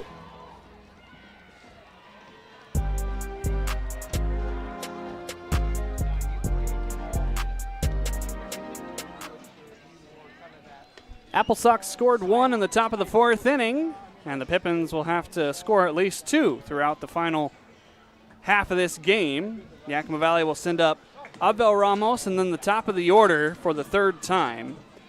So thankful my mom joining me for a half an inning. Sorry it wasn't longer, but able to get her on the mic, and we'll hopefully have her back when my dad comes into the booth. We're going to have him on color commentary tomorrow and Thursday, but we've got 3 other headsets than the ones I'm wearing, so we can have a little bit of fun. First pitch, a strike, no, a ball. 1-0. The AppleSox leading it here 5-3. This is a new arm for the AppleSox. The battle of the fives, as pitching now is Jake Overstreet. Overstreet listed as a catcher. That pitch high and away, 2-1. He's also only listed at 5'10", but certainly a tall man out there on the hill. Ramos sends it up in the air over on the right side. First baseman White makes the catch. So 3rd arm already used here for the AppleSox. That'll bring up the top of the order in Tyson Miller. Miller has singled and walked, so he's been on both times.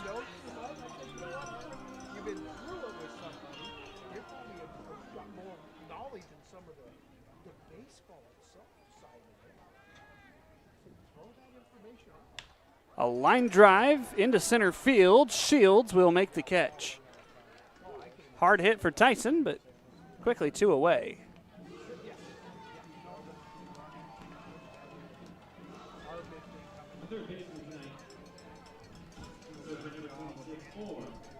Daichi Furuhata had that big double back in the second inning, brought home 2 runs. He advanced to third on the throw.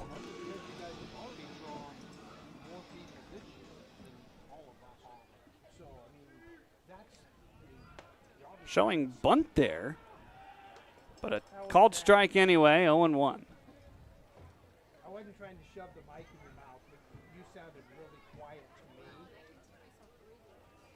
me. Back up the middle, a bouncer for Dunn. Long throw, Daichi, there in time, infield single. 2 hits on the night for Furuhata, and the inning stays alive. Tough play deep out into that 4-hole. Daichi hit it 97 off the bat. But that stop right there to set the feet for Dunn cost him.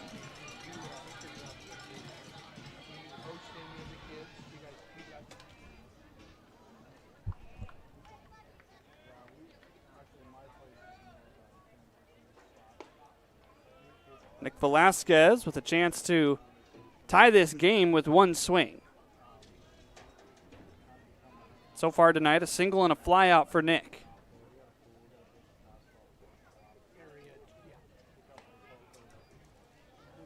2-0 the count here. So Grothin works his inning in a third, and now Overstreet with 2 outs and a man at first. Strike 1 there to Nick Velasquez.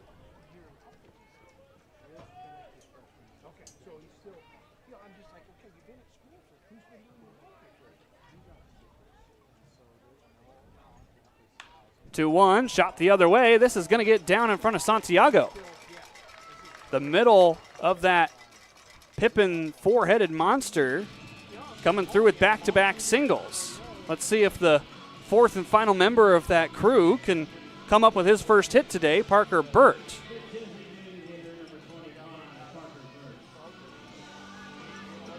Parker designated hitting today as there's going to be a quick meeting on the hill. Not charged a visit, must have been something pitch type wise. Burt was scheduled to catch at the start of the day today, but after some treatment on his shoulder, it was recommended that he designate hit tonight. Parker hopefully going to be back behind the dish tomorrow as he nubs one slowly off the cap of the bat out towards first. The flip over towards the covering pitcher Overstreet. And on just that one pitch to Parker, the Pippins fail to score again. No runs and 2 more left on. There were a couple of hits. And we go to the 5th inning. 5-3 AppleSox here in Yakima.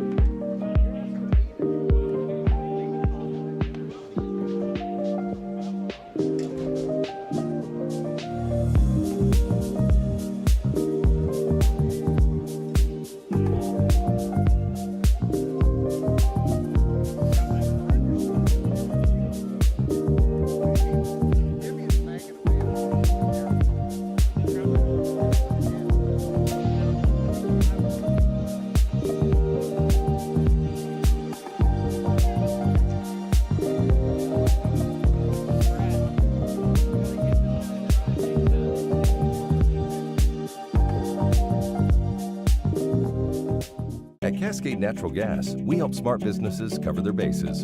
Old, new, and in between. No matter the age of your building, they all benefit from energy-efficient choices. Cascade Natural Gas offers a long list of incentives for energy-efficient upgrades. Upgrades that save your business money every day. Become one of the many Cascade business owners benefiting from the quality, comfort, and savings of energy-efficient upgrades. Join Team Energy Efficiency and take advantage of rebates from Cascade Natural Gas.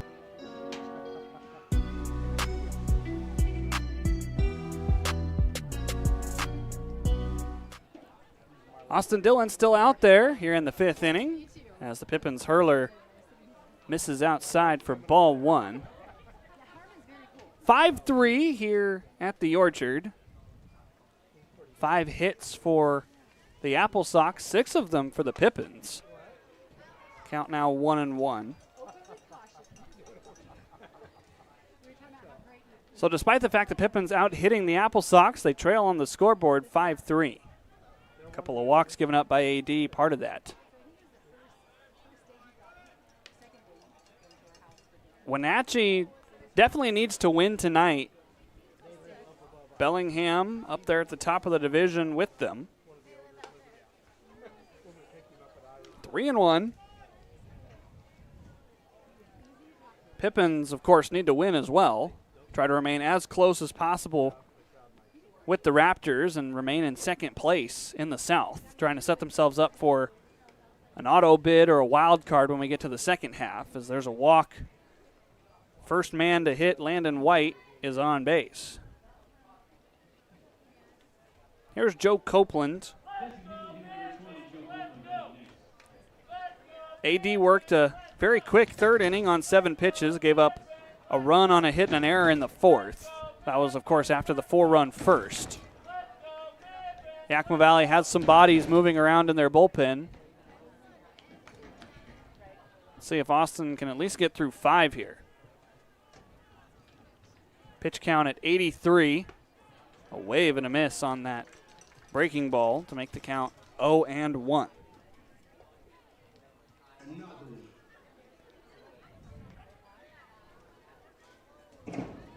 AppleSox made it to the playoffs the last couple of years, but have not been in a championship game in quite a while. Upstairs, 1 ball and 1 strike. 2024 was the last time the AppleSox were in the championship game, but that was the first time since 2013. And so a club that is so used to a lot of success, being a founding member of the West Coast League, has not really been a front runner in the postseason for the league.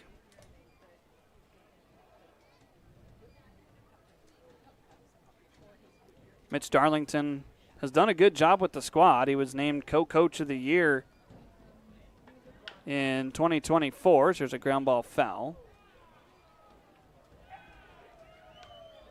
He got the squad to their first championship game since that 2013 season, giving them the North Division title and winning against Victoria in 3 games in the North Division series, and then beating Bellingham, a team that they're currently tied with here in this season. Would eventually lose to the Portland Pickles.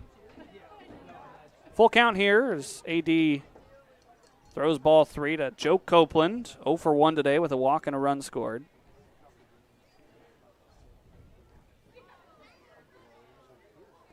Fifth season for Mitch Darlington up in Wenatchee. Payoff pitch. Down the line, right field. This is foul, though.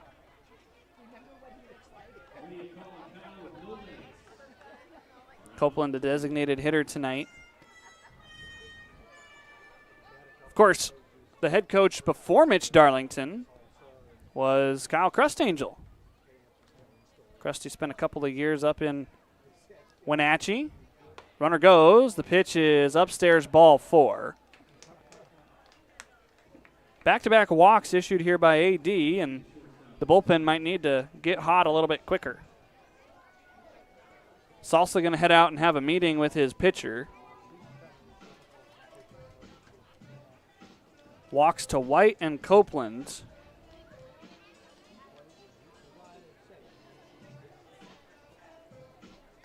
Looks like it's Eric Anthony who has grabbed a ball down in the Pippins bullpen. Anthony last pitched up in Edmonton, but left the game with a apparent arm injury or maybe some soreness. As we're going to get a pinch runner over at first for Joe Copeland. Taking his spot at first base, wearing number 13, appears to be Max Peterson.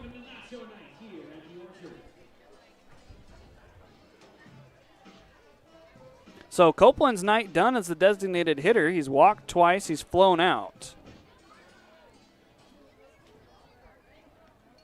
So Peterson, an outfielder with a little bit of speed, running here in the 5th frame.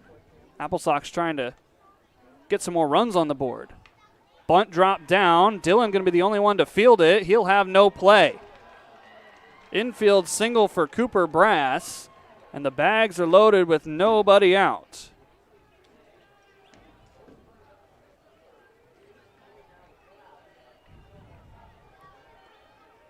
Tough situation to be in here for Austin Dillon. Daichi was playing back, not expecting the bunt, and so he went and covered the bag. Now the Pippins infield is going to play corners in, middle back. 2-run game right now. Austin Dillon and crew going to have to limit damage. Bouncer foul right into the hands of the assistant coach, Ian Sajdal. An assistant coach with a lot of professional experience. Spent 5 seasons in affiliated ball for the Washington Nationals and played a season for the Winnipeg Goldeyes of the American Association. 0-2 quickly here to Kanoa Morisaki. The catcher with a 2 RBI triple and a reach on error back in the 4th inning.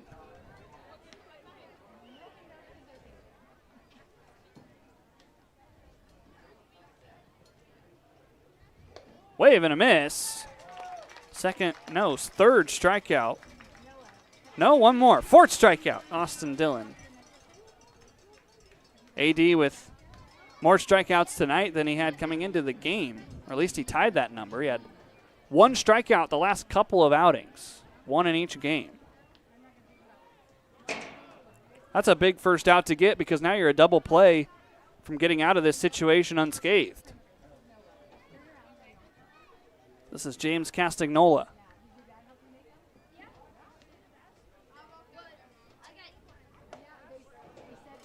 First pitch strike from AD, not backing down from this Wenatchee AppleSox offense.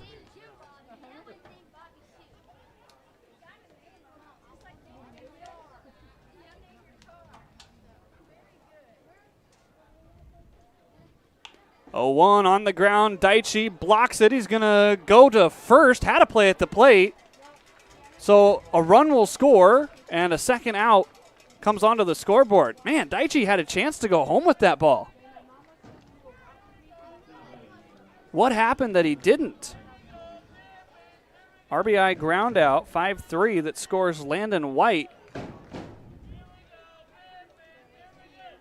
Maybe it was just the fact that he bobbled it, but Ramos was telling him to throw to first. Obviously didn't see a play at the plate.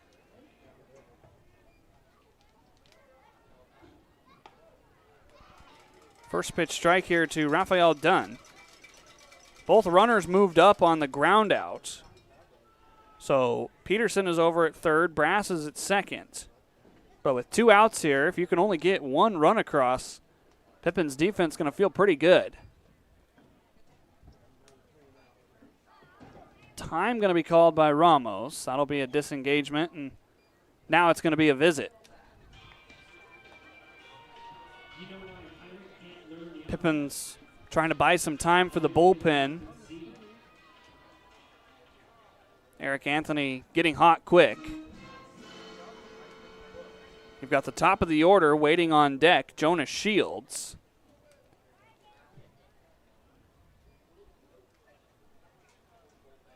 Coach Crustangel verifying how many visits he has left. Or rather, how many he's used is the number the umpire flashes.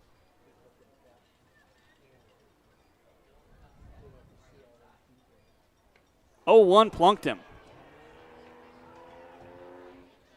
Dead ball as Raphael Dunn's hit for the 2nd time today. So the bags are reloaded. Force play anywhere, and the 1-hole hitter Jonas Shields strolls in for the 4th time here in the 5th inning. Trying to get halfway through this contest. Austin Dillon near the end of his line. 98 pitches currently as Coach Crustangel slowly making his way out towards the mound. After digging in Shields, Krusty's going to make a pitching change. Austin Dillon going to be allowed to face the order 3 times. He's currently given up 6 runs on 6 hits. 3 more wait out there for him. Eric Anthony trying to mop up the mess. We'll be right back to the Orchard. Gear up for summer like no other with Legends Cup. From the first whistle to the final goal, it's a 3-month marathon of massive payouts. Kick it with us every Thursday from June to August for a chance to win your share of $275,000. Just use your Legends Rewards card to earn entries. The stakes are high, the prizes are huge. Legends Cup, only at Legends Casino Hotel. The pitch is calling. Will you answer? A couple years ago when I was in high school, I had braces. I didn't wear my retainers or anything, so I came back and I've shown a lot more progress with this time around than last time around. They are very helpful. They show you step by step like what needs to be done so you don't waste your time on treatments. Working with Dr. Christopher, I'd say they are very, very good orthodontists, and I would love for people to come here and enjoy everybody and everybody's personality. It's been great.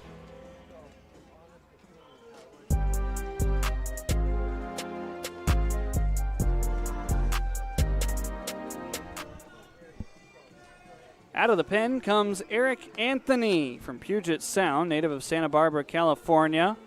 On the season, 5 games, 6 1/3 innings, 3 strikeouts, 2 walks, 6 hits, and 3 earned runs. That gives him a 4.26 ERA. It's the top of the Wenatchee order. Jonah Shields with the bases loaded.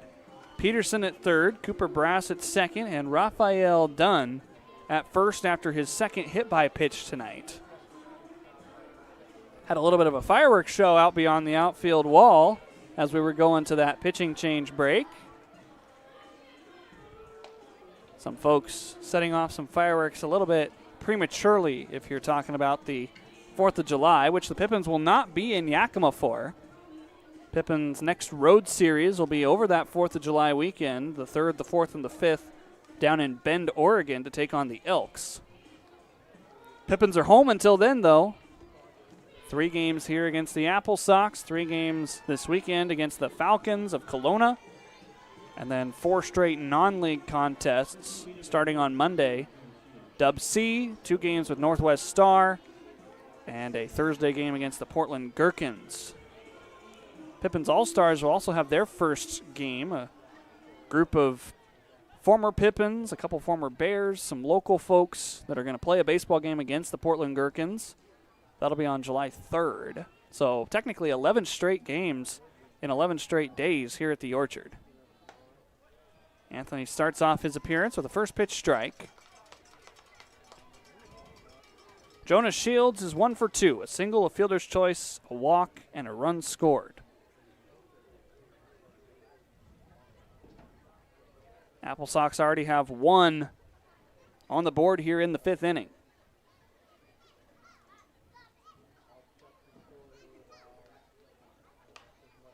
Now 0-2 as that pitch finds the parking lot. Austin Dillon went 4 2/3, giving up 6 hits, 4 walks, 4 strikeouts. Currently responsible for the 6 runs on the board and the 3 base runners on the pads. Anthony looking for a strikeout. Would be the 5th of the night for the Pippins. He'll take an out any way he can get it, though. 0-2 froze him. Called strike 3, a fastball on the outer black. Jonas Shields down looking, and we go to the middle of the 5th. Halfway home here in Yakima, Pippins trail by 3 here on Nacho Night.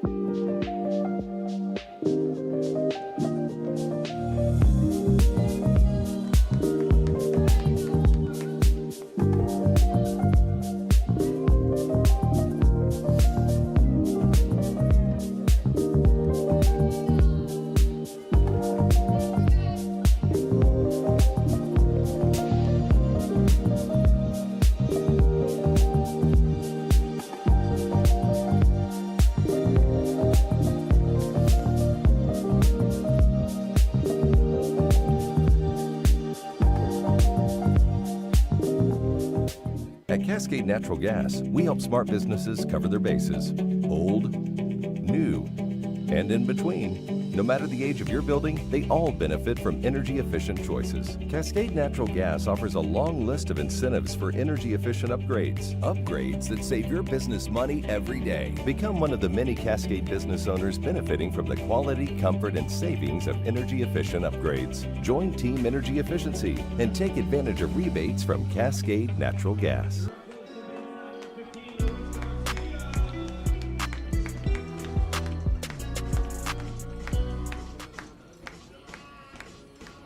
Bottom of the fifth frame here in Yakima. So glad you're with us. I'm Harmon Johnson, your voice of the Pippins. Luis Garcia is the first man to hit. First pitch, a strike. Breaking ball there by Overstreet.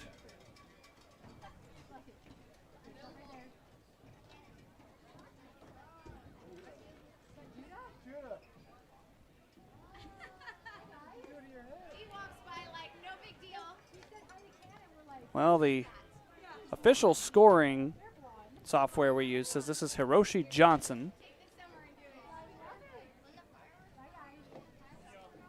Whoever it is, he's ahead in the count 0-2. On the roster online, number 5 is given to Jake Overstreet, who was listed as a catcher and does not have any pitching stats this year. So it's entirely possible that this is Johnson. Wave and a miss, and yeah, looks like it is Johnson who gets that strikeout.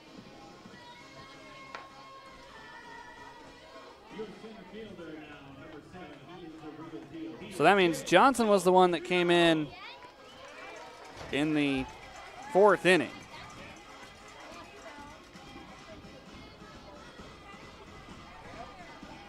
It'll get figured out. Luis Garcia down on strikes as that first pitch to Jay O'Neill misses for ball 1.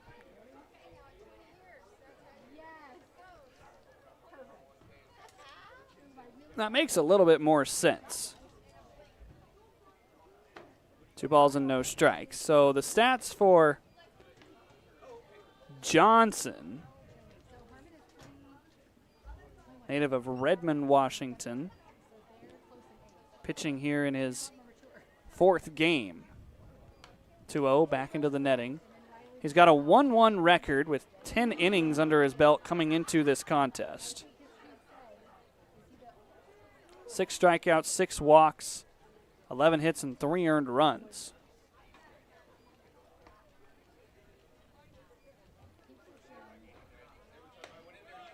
Breaking ball, called strike 2.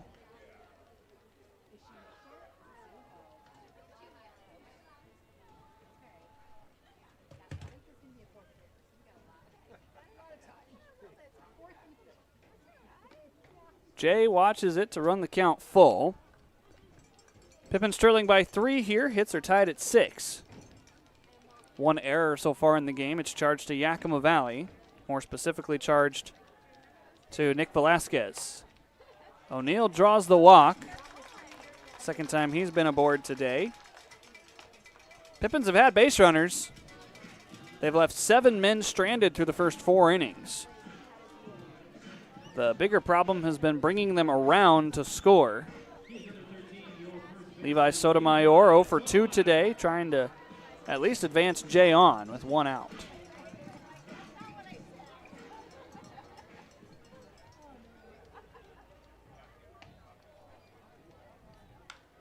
Breaking ball sent out towards shallow left field. Santiago in the shadows makes the catch.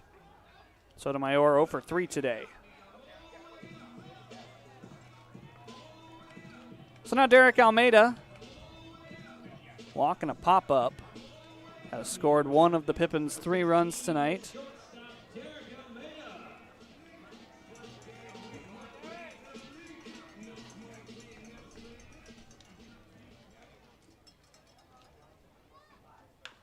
On the ground, out towards second base. Dunn on to first, and after a walk with 1 out, the Pippins go back-to-back pitches, recording back-to-back outs. 6th inning is next here in Yakima. 6-3 the score, AppleSox and Pippins. Gear up for summer like no other with Legends Cup. From the first whistle to the final goal, it's a 3-month marathon of massive payouts. Kick it with us every Thursday from June to August for a chance to win your share of $275,000. Just use your Legends Rewards card to earn entries. The stakes are high, the prizes are huge. Legends Cup, only at Legends Casino Hotel. The pitch is calling. Will you answer? A couple years ago when I was in high school, I had braces. I didn't wear my retainers or anything, so I came back and I've shown a lot more progress with this time around than last time around. They are very helpful. They show you step by step like what needs to be done so you don't waste your time on treatments. Working with Dr. Christopher, I'd say they are very, very good orthodontists, and I would love for people to come here and enjoy everybody and everybody's personality. It's been great.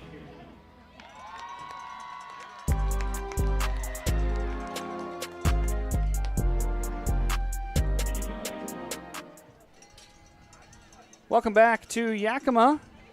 Let's get a look at the scoreboard around the West Coast League.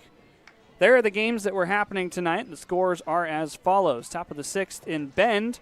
The Bend Elks lead the Ridgefield Raptors 5-1. The Raptors need a win tonight and a Portland loss to clinch the North Division. Top of the 6th in Kelowna. The Falcons lead at 5-0 over the Kamloops North Paws. Top of the 8th inning already in Walla Walla. 2-1 the score. Sweets over Drifters. That game is cruising right along. Top of the 6th, Bellingham leads Port Angeles 10-0 up at Joe Martin Field. The Bellingham Bells trying to keep pace with the Wenatchee AppleSox, who are both in first place in the WCL North. In Nanaimo, Victoria leads it 4-1 over the Night Owls. Bottom of the 6th inning there. Bottom of the 4th in Portland, the Marion Berries trail the Pickles 3-1. Great look at the setting sun here in Yakima. The partial cloudy skies have kind of settled into what is one big cloud that's just hanging out over the ballpark, and definitely going to be under the light power tonight. 2, 3, and 4 in the Wenatchee order. Kainoa Santiago, Colin Bizizzo, and Landon White. Eric Anthony out after getting that final out of the 5th inning. Getting a first pitch swing and a foul back. The Bellingham Bells, with the score they have right now, would love to see the Pippins take the lead. Of course, everybody here would love to see the Pippins take the lead as well. Yakima Valley will not play Bellingham this year.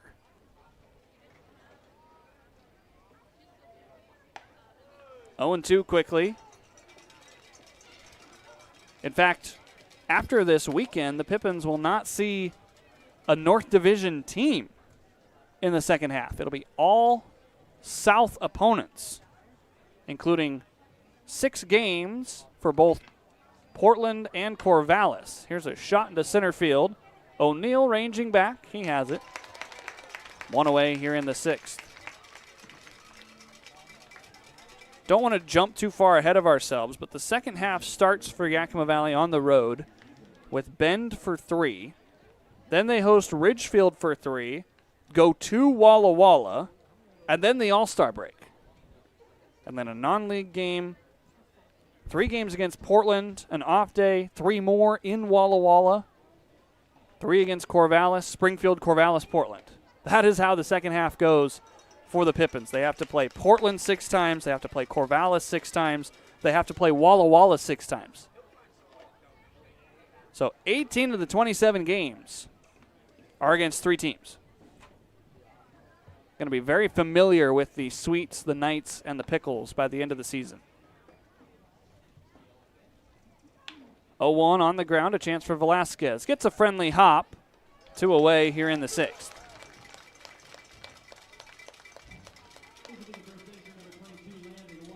And, of course, the North Division opponents that the Pippins will face this year, they've already faced one in the Edmonton Riverhawks, dropped that series 2-1. And now here in a 3-game set with the AppleSox. And then this weekend with Kelowna, and that's it for the North Division. The Pippins will see unless they make the playoffs. First pitch ripped down the left field line. The bullpen going to have another baseball.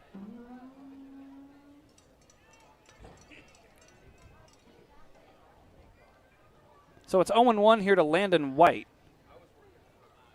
0 for 2 today, ground out, fly out, walk, and a run scored.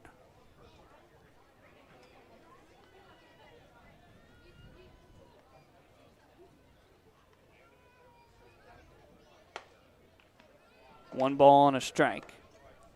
You got to wonder when the schedule was made what the reaction was for these Pippins, seeing that 18 of their 27 second half games are against 3 teams.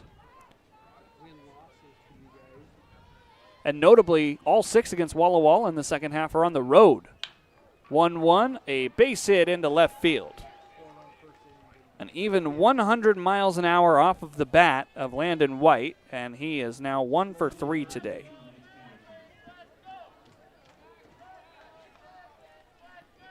That'll bring up the new designated hitter, Max Peterson, a senior from Bothell, Washington.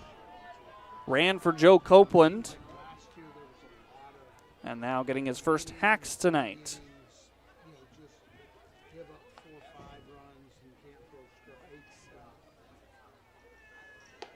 First pitch, half swing. Did he go? No. Peterson batting. His stats say .083 in 9 games for the AppleSox. Has scored twice, has 2 hits. Scratch that, he has 1 hit. It was a double. 1-1 now.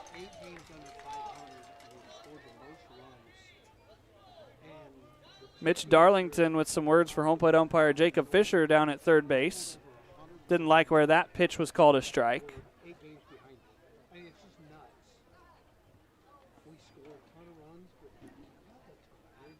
1-1, a wave and a miss. Similar location, that was a fastball instead of a breaking ball.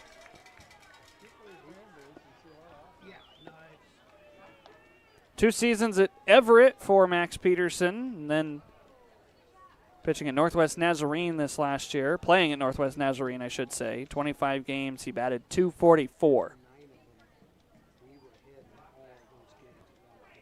1-2, foul tipped and dropped. Ramos unable to hang on to that baseball.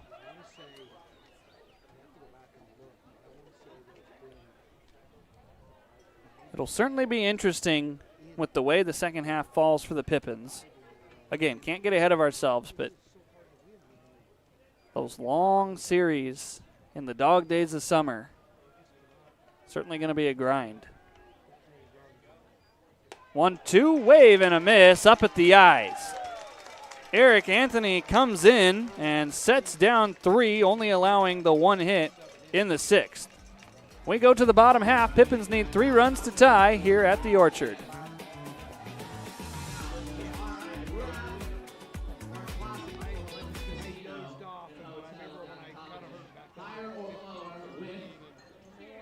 Kieran, all righty, ready to go? The first thing we're going to have you do is split this deck for us. All right. See, that's a pretty good spot. All right. You're going to draw your first card. It's a 10. What are we thinking, folks? Higher or lower for $75, our first card? Lower. All right, what's the next card? All right, a 5. There's $75 for Kieran. Do you want to keep down or do you want to keep going? I'll be here. We're going to keep going. So from the 5, what do you think? Higher or lower? Higher. We'll see what the next card is. A jack. All right, there's $150 for Kieran. You want to keep going or you want to walk away? We're going to keep going. A jack, fans. Higher or lower? Lower? Lower. Let's see what it is. All right, $225 for Kieran. That's the most you can cash out, or she's going home happy with it tonight. Thank you to Wenatchee Casino Hotel for sponsoring this one. Give it a hit, guys. Nice little payday. About $225 given away from Legends Casino on the higher or lower game. I think that's the deepest that we've gotten into the higher or lower game. Basically, all you have to do is cut the deck, draw your card, and then pick if the next card's going to be higher or lower. giving away some money tonight here at the Orchard. New pitcher into the game for the Wenatchee AppleSox. This is number 2, Jonathan Christner from Hazlet, Texas. Went to Weatherford College. 1-0 on the season with a save. 11 1/3 innings pitched, 13 strikeouts to 1 walk. Folks hitting 190 against him. He has a 0 ERA. Has not allowed a run yet. Abel Ramos will be the first man that he faces.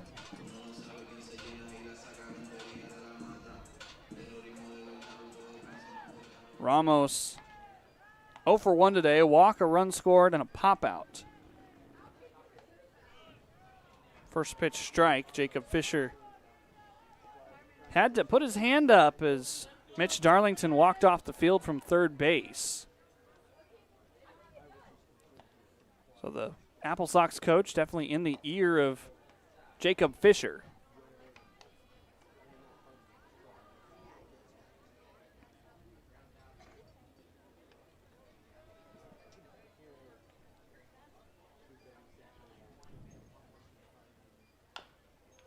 Bouncer over towards Krusty. Good play by the former catcher. 1 ball, 2 strikes. Fastball going to be in the high 80s and maybe even a few low 90s for Chrysler. That last fastball was 90. 1-2. Got enough of it to stay alive.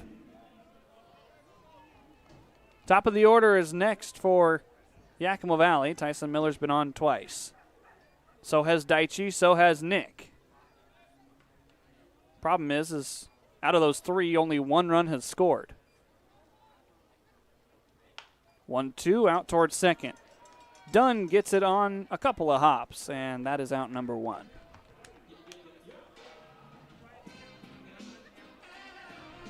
Here comes Tyson. Ramos has just been rolling over a couple of times as Miller, that single in the second inning, brought home Yakima Valley's first run. And then Tyson would score later on in the frame on the double by Furuhata.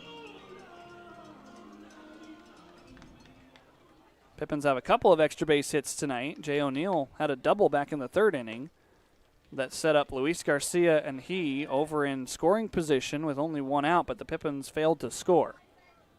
So far, the only inning they've scored in is the 2nd. AppleSox have put up runs in 3 different innings, the 1st, the 4th, and the 5th. A little bit of a dying quail out into the triangle, and that'll get down for Tyson's 2nd hit of the day. So another Pippin with a 2-hit day. Let's see if Yakima Valley can get some runs now to go along with those hits.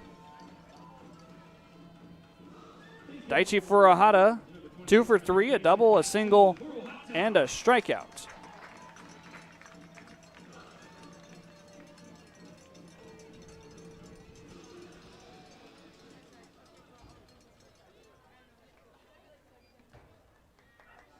Daichi rips it past a diving Castagnola into left field. First pitch single for Daichi, his 3rd hit of the night. Pippins are in business. The tying run comes to the plate in the form of Nick Velasquez.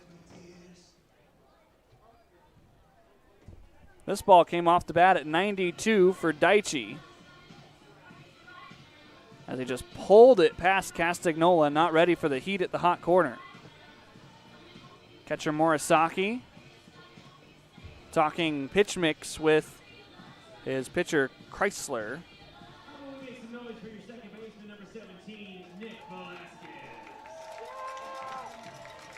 Nick Velasquez on the season for Yakima Valley, .319 batting average, 3 home runs, 7 doubles, 1 triple. Pippins would love an extra base hit here.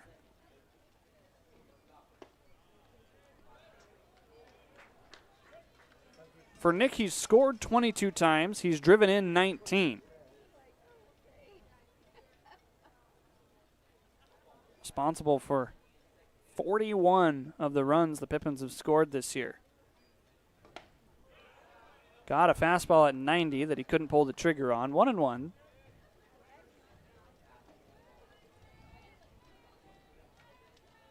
Slugging .569 is Nick Velasquez.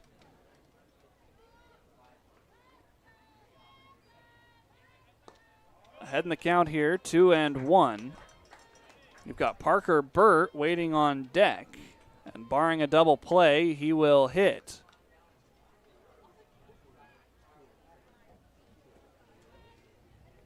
Pippins now have more hits than the AppleSox with 8. 2-1, saw a fastball right over the happy zone, but Velasquez couldn't straighten it out. 91 on the gun.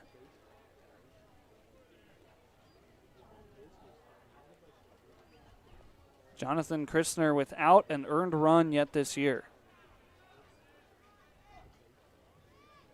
The only run he gave up was on the 13th of June at Nanaimo. It was unearned. 2-2 out of play.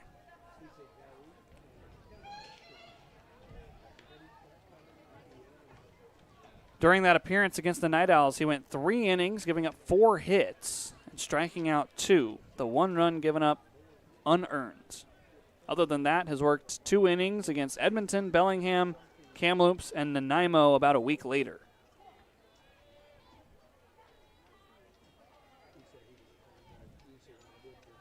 2-2 ripped into the netting past Panch over there at first. Another long at-bat being worked here by Yakima Valley Pippin. You think back to Levi Sotomayor, who lost the battle back in the 3rd inning. Scott T was unscathed on that foul ball.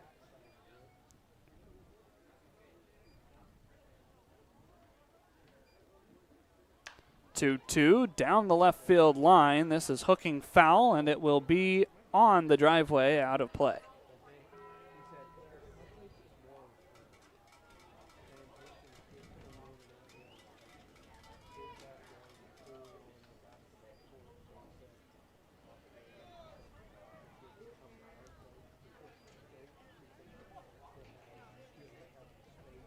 Two and two the count here.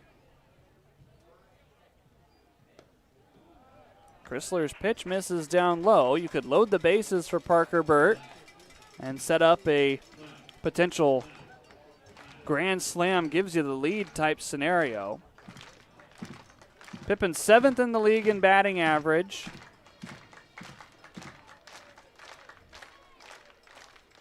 Trying to stay alive here. Runners go. Nick sends it foul.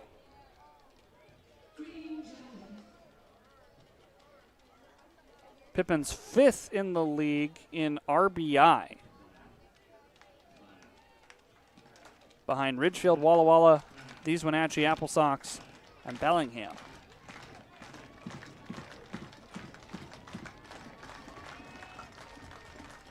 Payoff pitch to Nick Velasquez. Ball 4.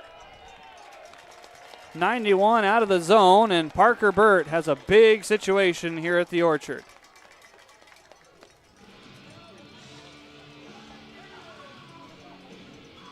The Pippins home run leader, the Pippins leader in batting average, the league's 2nd place person in batting average. Parker Burt 0 for 3 today. That means he's due. Anything in the green grass will score 2. You've got Tyson at 3rd, Daichi at 2nd, and Nick at 1st. Taking a home run hack there.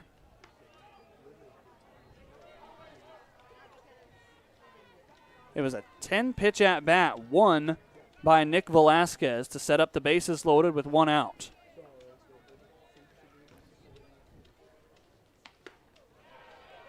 Parker went fishing for that one. Couple of change-ups thrown by Chrysler. I don't think Parker's going to see a fastball in this at-bat.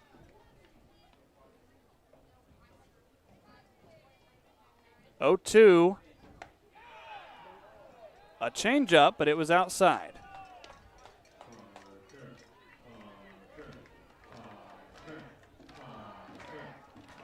Chrysler got the first out on a ground out by Abvel Ramos. Single walk, has the bases loaded with 1 out. 1-2 on the ground over to first. They're going to go to the plate for one. The relay is in time, double play. The AppleSox turn a double play to keep a run off the board and strand a pair of Pippins. One last look as Parker Burt grounded this one to the wrong spot.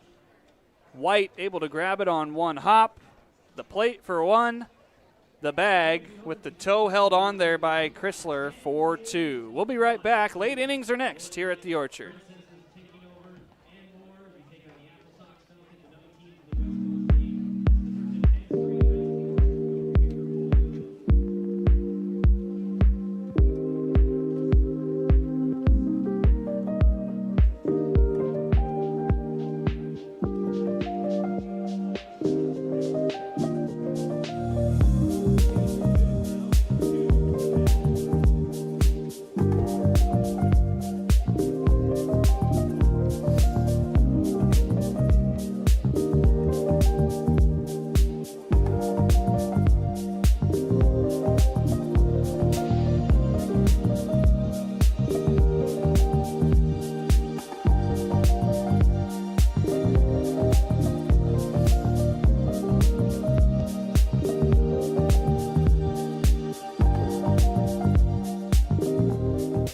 At Cascade Natural Gas, we help smart businesses cover their bases. Old, new, and in between. No matter the age of your building, they all benefit from energy-efficient choices. Cascade Natural Gas offers a long list of incentives for energy-efficient upgrades. Upgrades that save your business money every day. Become one of the many Cascade business owners benefiting from the quality, comfort, and savings of energy-efficient upgrades. Join Team Energy Efficiency and take advantage of rebates from Cascade Natural Gas.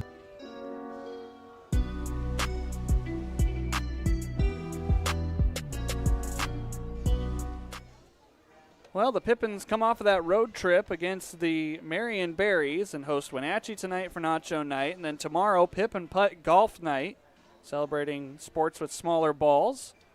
And then the series wraps up on Thursday, Mullet Mania Night. That's supposed to be a good one.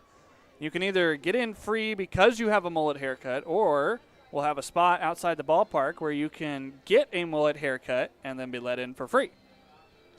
Also, we'll have a mullet fashion show, I believe, is the plan. New pitcher into the game for the Pippins, Sebastian Fry, getting some work in. Fry from Las Vegas, Nevada, pitches at Olympic. He faces Cooper Brass to start off this seventh inning. Downstairs from Bass at 87 for ball one. Bass working in his fifth game, 4 1/3 innings, 5 strikeouts, 4 walks, 3 hits, and 6 earned runs. Pippin's not out of this one, but got to stop stranding base runners. 1-1 the count. Pippin stranded 2 in the first, 1 in the second, 2 in the third, 2 in the fourth, 1 in the fifth, and 2 runs in the sixth were left out on the base paths. That's 10 total through 6 innings. 2-1. Fry a little bit down low. Eric Anthony went 1 1/3, giving up 1 hit, no runs, and 2 strikeouts. Great outing for Eric after he didn't pitch for about a week.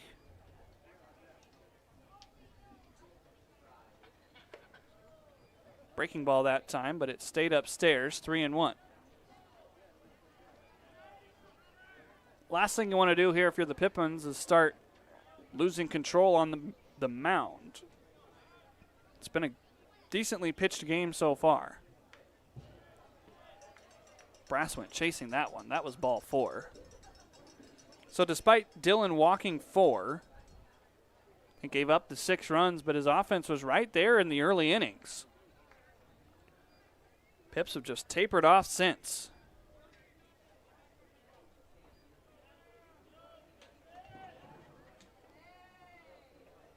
Payoff is laced into left field. Tyson coming in. It drops, and it gets behind him. Turning around first, heading to second will be Brass. A miscue out in left field by Tyson Miller has a man at second with nobody out. Second error of the night is what they charge Tyson Miller with. Or at least that's what flashed up on the scoreboard. Call it a single and an error. Brass was going to stay put, but then the ball bounced right behind Tyson Miller. Here's Kanoa Morisaki.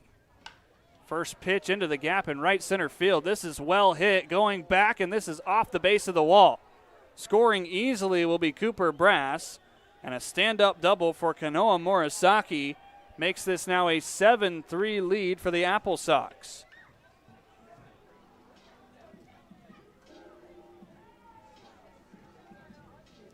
Can't play the what-if game, but if Brass had only been held to the single, then that run might not have scored. RBI double for Morisaki, who's got a triple and a double to his name tonight. He also reached on an error.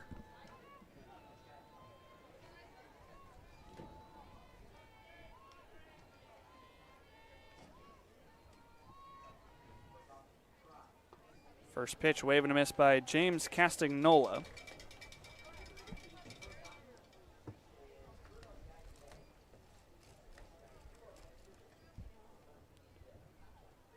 The AppleSox pour it on to start the late innings. One run, nobody out, man at second, and the ball getting behind Ramos will advance a man to third.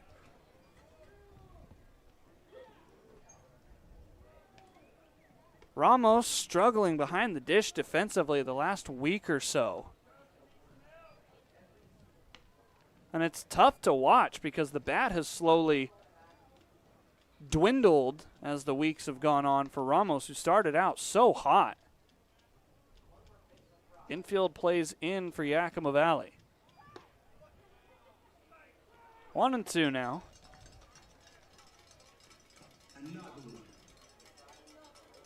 Wild pitch charge to Sebastian Fry with that man over there at third.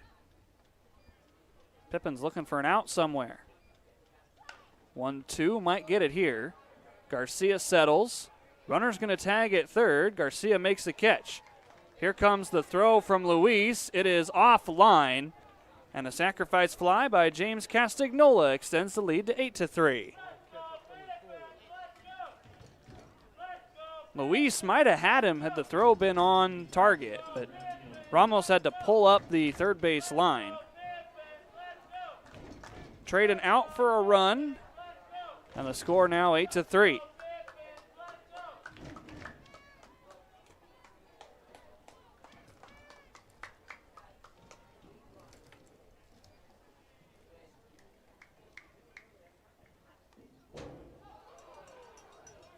Foul back, 0-1 here to Raphael Dunn.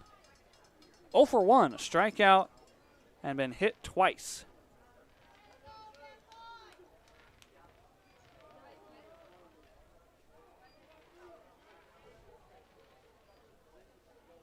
A 1 sawed off and into the Pippins dugout. 0-2. 8 runs on only 9 hits for the AppleSox. The Pippins have 8 hits themselves, but only 3 runs to show for it.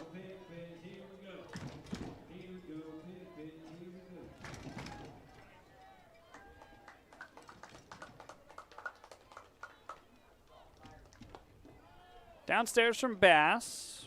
1 ball and 2 strikes. Pippins that 1 game over 500 at 11-10, trying to avoid dropping back to 500. It was a series win over the Berries that got them over the hump. Hovering around that 500 line, and still in second place in the South, tied with Walla Walla. Looking at the score down in Walla Walla, the Drifters now lead 4-2.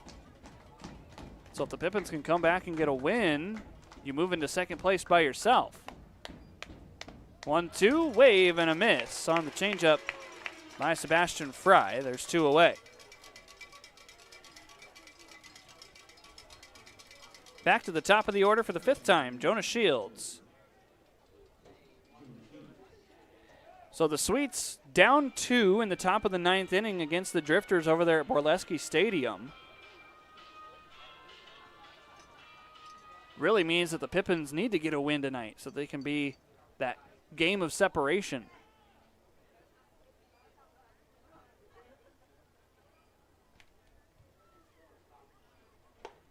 Shields takes the first pitch upstairs. Jonah Shields, a single in the 2nd inning. Struck out in the 5th, reached on a fielder's choice in the 4th, and walked in the 1st. If you're an AppleSox fan, things aren't looking too good to move into first place by yourselves. Bellingham leads Port Angeles 15-0 in the top of the 7th inning. That is quite a score. And so if you're an AppleSox fan, you're content with winning tonight, but you know that unless the lefties have a huge comeback, you're not going to be in first place by yourselves. Kind of that control your own destiny type of approach. I know that that's not the sense here. Because if you're an AppleSox, you need help. But you have to win yourself. 3 balls and a strike as Bass missing with his fastball. Left-handed action up in the AppleSox bullpen. They've already used 3 relievers so far, Grothin, Johnson, and Chrysler.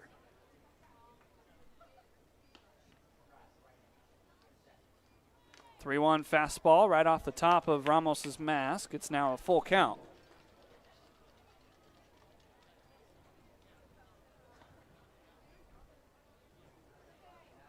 Stretch is coming up next.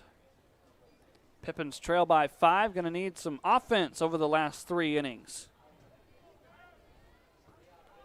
Fry looking for his 2nd strikeout. The payoff. Swing and a miss. Bass Fry gives up a couple of runs to start the frame, but settles in with a sac fly and 2 strikeouts. Stretch time here in Yakima. 8-3 the score. Enjoy Take Me Out to the Ballgame. Pippins Bats coming up next.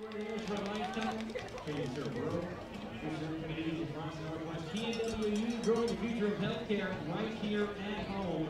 Let's stretch those legs and those vocal cords, shall we?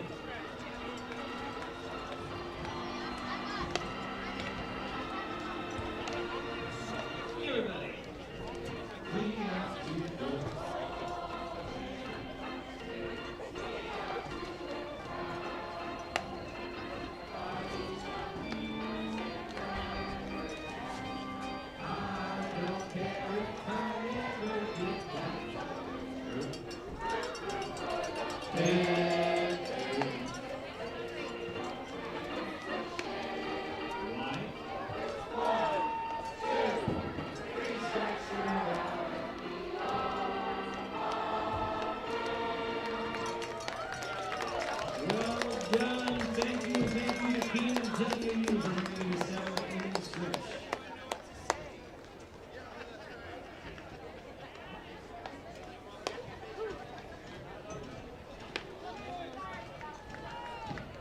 The stretch come and gone here at the Orchard. Pippins need some runs, trailing 8-3 here in the bottom of the 7th. Glad you're with us. I'm Harmon Johnson. The AppleSox have had the Pippins number so far, both the fact that they're leading by 5, but the Pippins have stranded at least 1 base runner in every inning. They've left 10 on the base pads. 2 in the 1st, 3rd, 4th, and 6th, and 1 in the 2nd and the 5th. And so the number 5 hitter, Luis Garcia, going to try to change that as the Pippins need some runs. Keeping pace on the hit column, just not the run column. 9 to 8 is the hits. AppleSox lead that. Luis drills it to center field. Shields drifting back, leaps and makes the catch. 1 pitch and 1 out on a hard hit ball by Luis Garcia. 97 off the bat. The ball just does not travel out to center field here at this ballpark.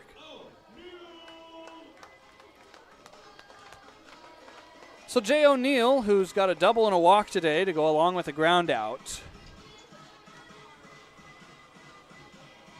trying to pick up his second hit of the day. Quite a few Pippins with multi-hit games. You've got Tyson Miller, who's 2 for 3. Daichi, who is 3 for 4. Nick is 2 for 3. But then the bottom of the order just kind of tapers out into walks and outs on the ground. 1-1 to the man from Federal Way, Washington, Jay O'Neill.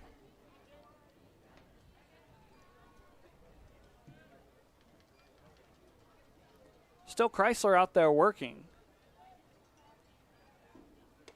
Jay nearly hit on the hands. Mentioned some of the scores that are important to these two teams, some of the other scores around the league. You've got Portland leading the Berries 5-2, and the all-important Ridgefield series down in Bend. The Elks currently lead at 7-2 in the bottom of the 7th against the Raptors. And so Ridgefield's hopes of locking up their postseason berth are trying to be squashed by the Bend Elks, who they themselves are 6-12 on this season.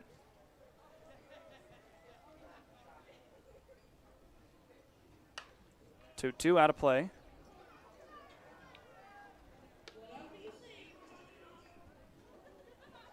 Again, the clinching scenario was Ridgefield win, Portland loss. Portland is currently winning. Ridgefield currently losing. 2-2. O'Neill couldn't get the bat off his shoulders. Jay was not looking for the breaking ball, and he is out number 2 here in the 7th. Which brings up Levi Sotomayor. Elks trying to help out everybody in the South. Ridgefield has a 5-game lead on Yakima Valley and Walla Walla. They have that 6-game lead on Portland. And they have the tiebreaker over the Pickles. So that Portland loss would give them the first half title with a win. But if Ridgefield loses, then by all technicality, they could lose out, the Pickles could win out. Things could get interesting.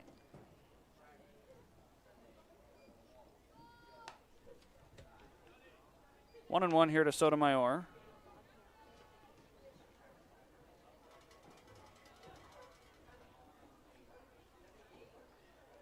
Last week of the first half for most teams.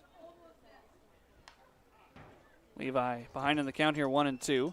There are some clubs that have not played all of their games in the first half. Notably, Portland, who is 9-9, that's 18 of their 27.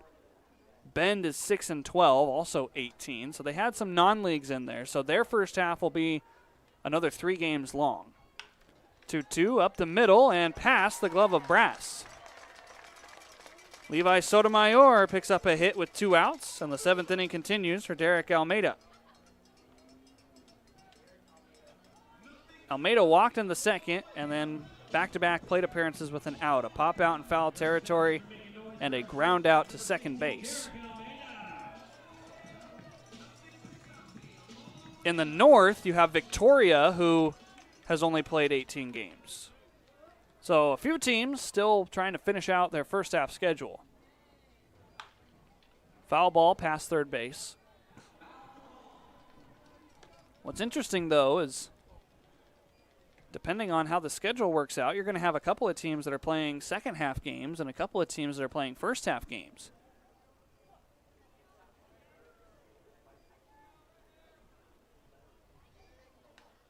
Fouled back, 0-2.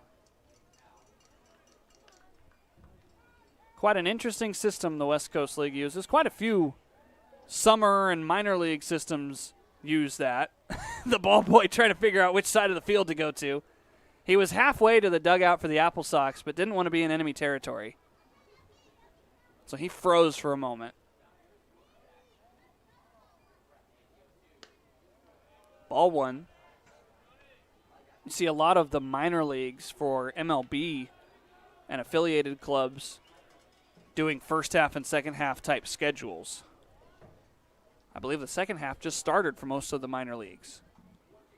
1-2. Almeida stays alive.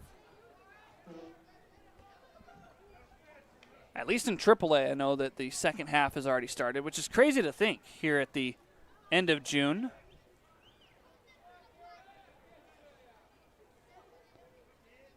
Pippins' second half will start up on the 4th of July weekend. 1-2. Almeida skies it. Shallow right.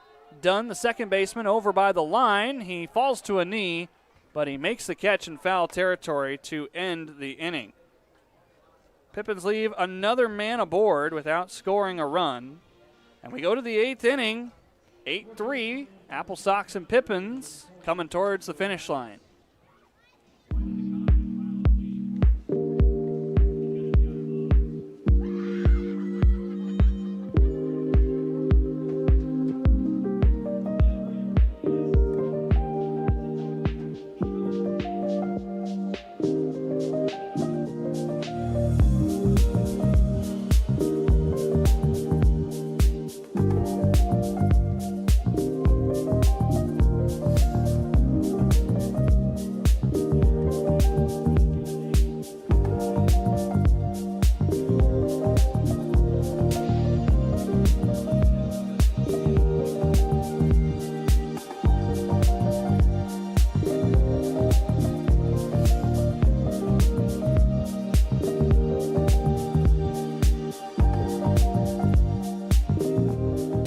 At Cascade Natural Gas, we help smart businesses cover their bases. Old, new, and in between. No matter the age of your building, they all benefit from energy-efficient choices. Cascade Natural Gas offers a long list of incentives for energy-efficient upgrades. Upgrades that save your business money every day. Become one of the many Cascade business owners benefiting from the quality, comfort, and savings of energy-efficient upgrades. Join Team Energy Efficiency and take advantage of rebates from Cascade Natural Gas.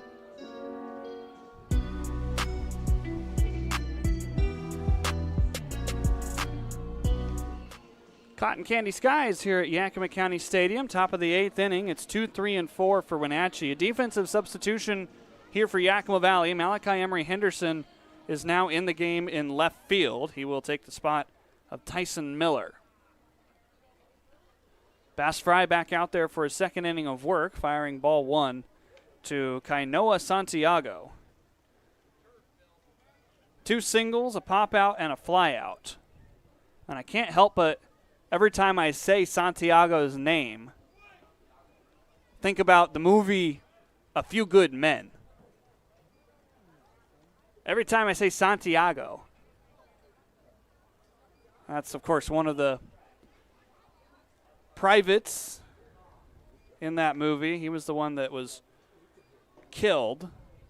The code red issued against him. I just think of Tom Cruise yelling, "Did Private Santiago XYZ fill in the blanks?" And then, of course, you can't handle the truth.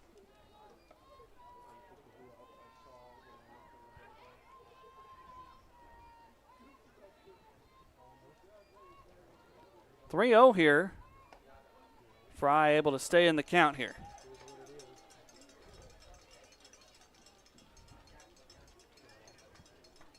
If we have homestands with these kind of skies, it's going to be a great time here at the Orchard.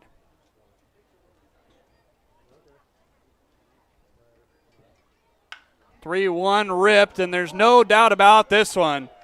Santiago flips the bat, and this ball long gone. 106 off the bat, 397 feet. And the score now 9-3. That might be the farthest hit ball I've seen here at the Orchard.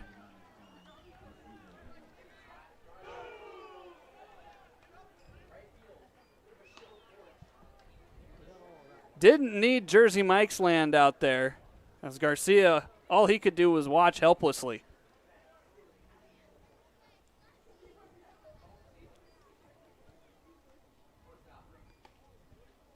Breaking ball starts off Colin Bizizzo for strike 1.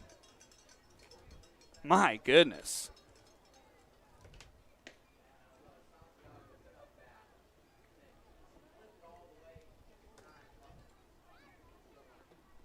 Breaking ball got a swing and a miss. It's 0-2 here. Good response from Bass after giving up the long home run.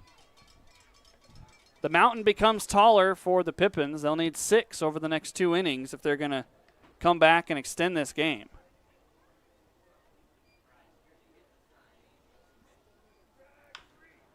On the ground, slowly out towards Nick. Stabs it, sends it to first. 1 away here in the 8th inning. Again, good response from Bass Fry after giving up that loud home run. That'll bring up Landon White. White today, 1 for 3, a walk and a run scored back in the 5th.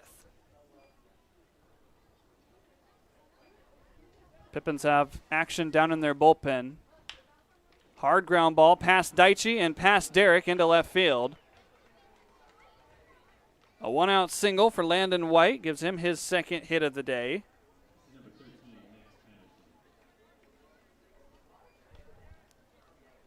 Here comes Patterson for the 2nd time. Again, subbed in the 5th inning. He ran the bases and was left stranded at third base for Joe Copeland. And then he struck out to end the 6th inning in his first at-bat of the day.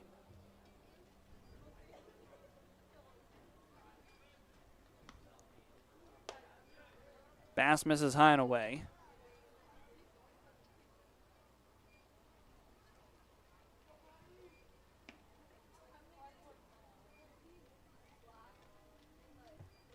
Looks like the man up in the bullpen is Josh Mawhinney, but he must just be throwing what they call a bullpen to get ready for his next scheduled start, which would be Friday. He is currently projected to pitch Friday against Kelowna. A weak wave and a miss by Patterson. Bass looking for a strikeout would be his 3rd, or a ground ball would be the Pippins' 21st double play. How about the 3rd strikeout? Bass Fry, after the loud home run, gets a ground out, a single, and now a strikeout to put 2 away. Brings up Cooper Brass. Bass versus Brass. Austin Dillon started the game for Yakima Valley, went 4 2/3, giving up the 6 runs. Anthony went a 3rd back in that 5th inning to finish out for Dillon, then pitched the 6th. And now Sebastian Fry, working in his 2nd inning, has given up 3 runs to this point.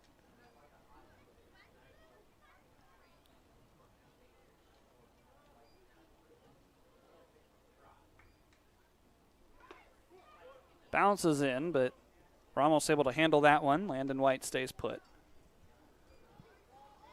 Pippins in the 8th inning will have Ramos and then Malachi Emery Henderson, who is now in left field, and then Daichi Furuhata. Another bouncer. Fry putting a lot of trust in his catcher Ramos, trying to get Cooper Brass to chase. Hasn't worked so far. It's 3-0. Got to be careful here. The pitch Santiago took deep was a 3-0 pitch. Now 3-1. Take it back. It was a 3-1 pitch. 3 straight walks and then a strike.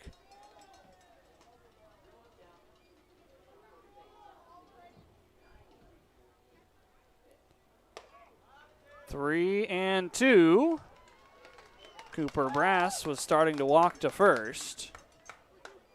Runner will be in motion over there at first. Landon White after his single.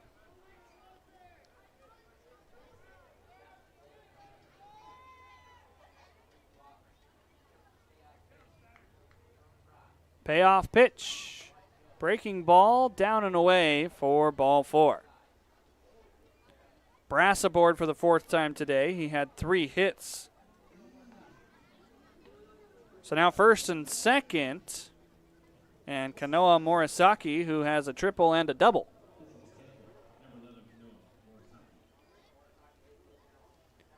Morisaki's triple back in the 1st, double back in the 7th. traffic everywhere for the AppleSox tonight. There's been one clean inning thrown, and it was Austin Dillon on 7 pitches in the third.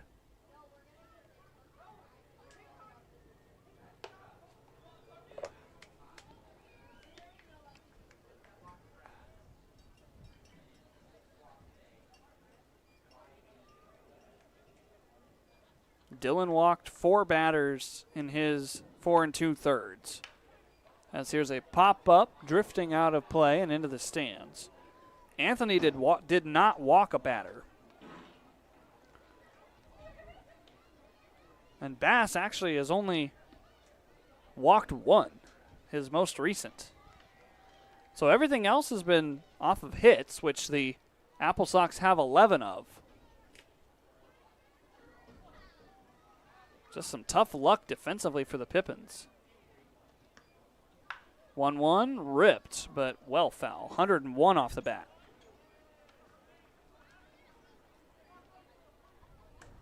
Morisaki was waiting for that changeup. Couldn't wait quite long enough. Bass looking for strikeout number 4. He will not get it there, as it was a touchdown stairs.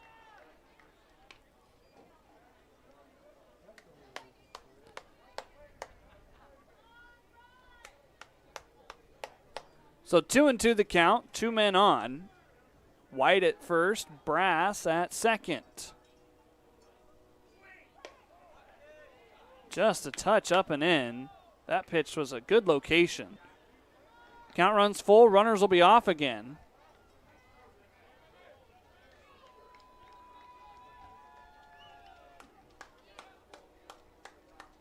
AppleSox fans rejoice. The Bells are up 17-0 on the Port Angeles lefties. And a balk going to be called by home plate umpire Jacob Fisher. So before the payoff pitch, both men are going to move up 90 feet. What happened here? Did Bass twitch? Yes, he did. Started to turn to come set, and he could not resist going back to the looking in type of set. So a balk moves runners to second and third, and there's 2 outs. Here comes the payoff pitch. On the ground, foul.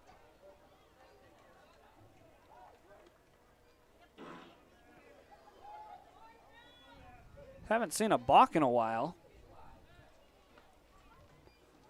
But again, in the 8th inning in Bellingham, the Bells lead it 17-0.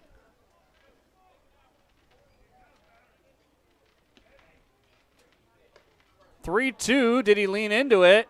Yeah, he did. He is out.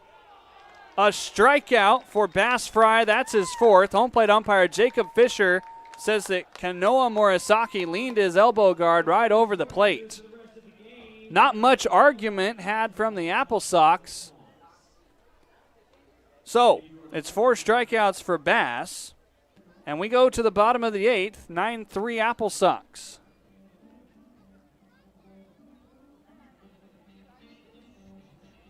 Gear up for summer like no other with Legends Cup. From the first whistle to the final goal, it's a 3-month marathon of massive payouts. Kick it with us every Thursday from June to August for a chance to win your share of $275,000. Just use your Legends Rewards card to earn entries. The stakes are high, the prizes are huge. Legends Cup, only at Legends Casino Hotel. The pitch is calling. Will you answer? A couple years ago when I was in high school, I had braces. I didn't wear my retainers or anything, so I came back and I've shown a lot more progress with this time around than last time around. They are very helpful. They show you step by step like what needs to be done so you don't waste your time on treatments. Working with Dr. Christopher, I'd say they are very, very good orthodontists, and I would love for people to come here and enjoy everybody and everybody's personality. It's been great.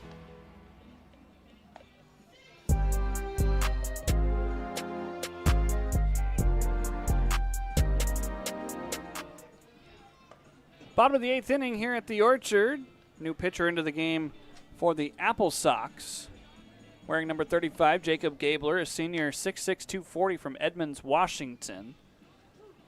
Well, rejoice, Pippins fans, even though the score isn't going the way you want. The Springfield Drifters went up to Walla Walla and beat them 5-2.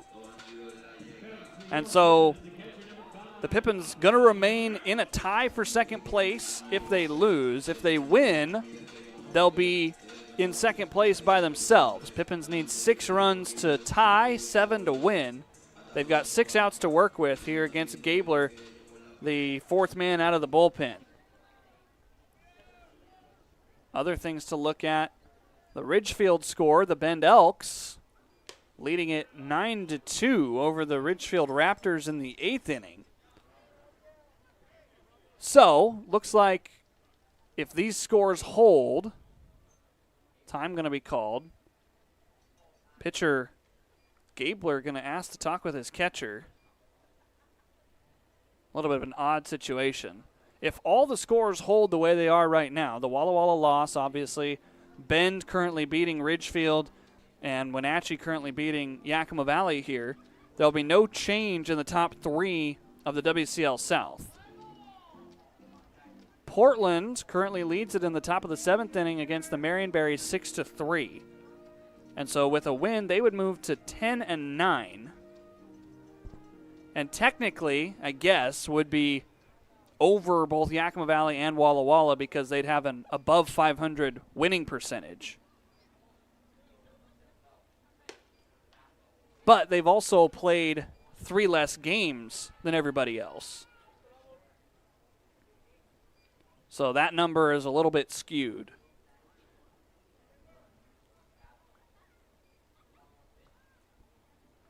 (1-1). Ramos with some hard contact into the right center field gap. This is down for a base hit. Big turnaround first, but Abvel will stay put. First hit of the day for Ramos, and that'll turn the lineup card back to the top, this time for Malachi Emery Henderson. First plate appearance for Malachi. Did not start this game.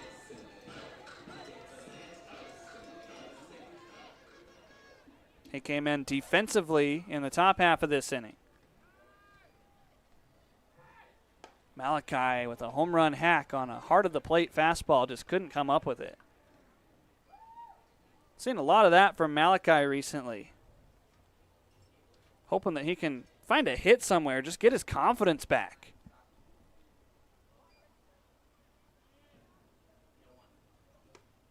Down and in. That was a breaking ball from Gabler.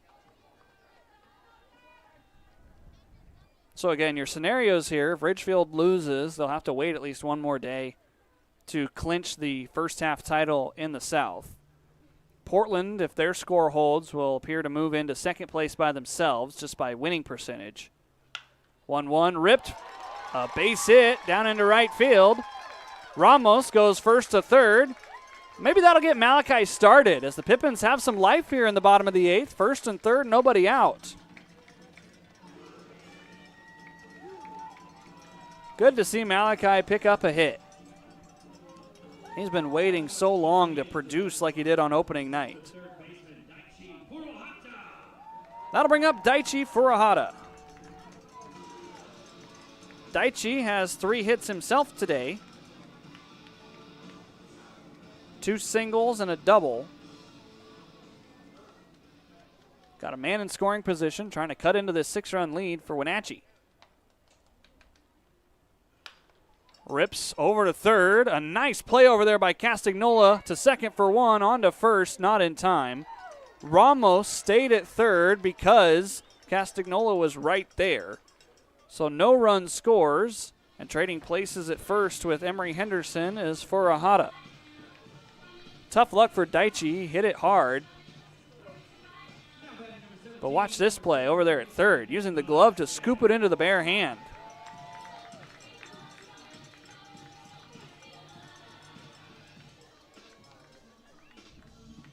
We'll see if Daichi's running it all here with Nick Velasquez at the plate.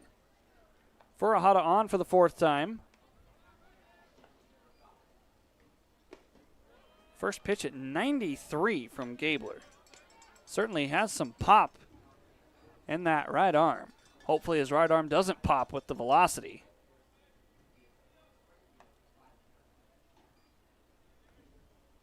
Velasquez 2 hits and a walk tonight. Fouling this back towards the on-deck circle for the AppleSox, 1-1. In the north, we've been talking a lot about the south's end of first half scenarios. In the north, you've got Wenatchee and Bellingham up at the top, both at 15 and 6. And so if this score holds, the AppleSox will certainly remain in first place, as will the Bells. They've given up the shutout. It's now 17-1 in the bottom of the 8th up there in Bellingham. The third place team is Nanaimo. They currently trail against the Victoria Harbor Cats 5-3 in the 8th. Nanaimo 3 games back of the 2 in first place as Velasquez is down swinging awkwardly.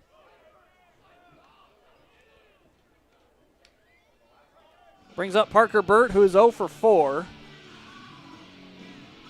The fourth place team in the north is Kelowna.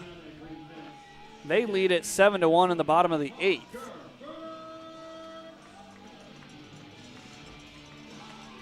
So it appears that everybody but Nanaimo in the top half of the north is going to pick up another win.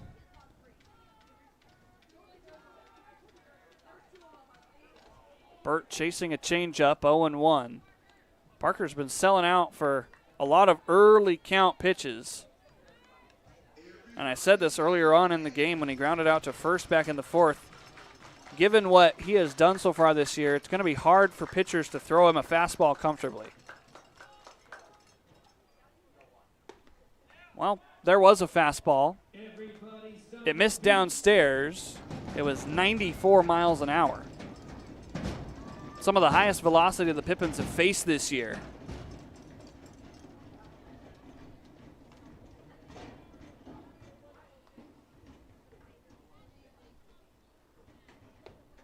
Parker went chasing a changeup. So he saw a fastball. He's probably thinking fastball and sold out for a changeup. It's now 1-2. Going to have to protect the plate. Runners at the corners, 2 outs. Pippins have not scored since the 2nd inning. 1-2. That was another changeup.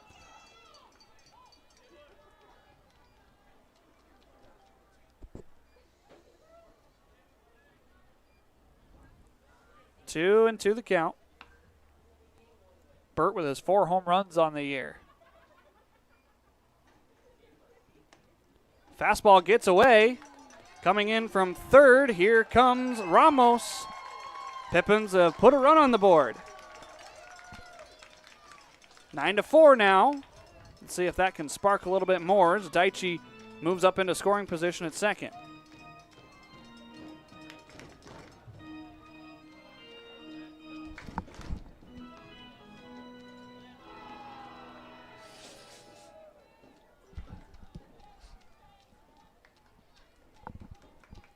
The count is full to Parker Burt. The payoff pitch is popped up over by first. White settling, and he makes the catch. Parker Burt 0 for 5 today as he pops out in foul territory. The Pippins get a run. They had 2 hits, and they left 1 more runner on the base paths. 9th inning next, 9-4. Pippins trying to hang a 0 and then get the sticks to work. Gear up for summer like no other with Legends Cup. From the first whistle to the final goal, it's a 3-month marathon of massive payouts. Kick it with us every Thursday from June to August for a chance to win your share of $275,000. Just use your Legends Rewards card to earn entries. The stakes are high, the prizes are huge. Legends Cup, only at Legends Casino Hotel. The pitch is calling. Will you answer? A couple years ago when I was in high school, I had braces. I didn't wear my retainers or anything, so I came back and I've shown a lot more progress with this time around than last time around. They are very helpful. They show you step by step like what needs to be done so you don't waste your time on treatments. working with Dr. Christopher. I'd say they are very, very good orthodontists, and I would love for people to come here and enjoy everybody and everybody's personality. It's been great.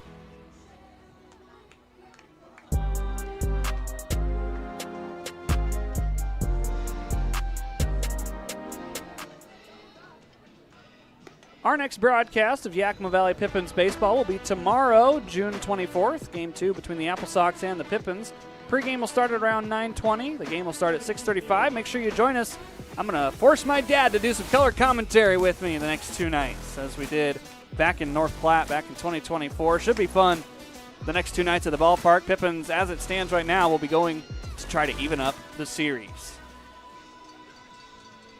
New pitcher into the game for Yakima Valley, Carl Mullen Kovash, second-year Pip. Carl so far has pitched in 2 1/3 innings on the season. 3 games, 2 strikeouts, 3 walks. A 0 ERA, though, for Carl, as he has not given up an earned run. Also, a new third baseman has come into the game for Yakima Valley, as Jackson Walker will get some reps at the hot corner here in the 9th.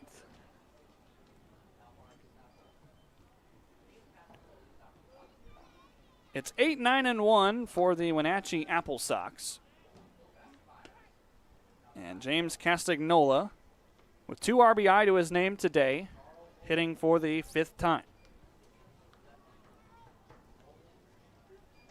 Carl's been at Whitman College the last 3 years. Seen varying levels of work for him. 2024, he went 9 innings. 2025 ramped up to 21 innings. And then this most recent year in 2026, he only pitched 6 innings. Walked 10, struck out 4.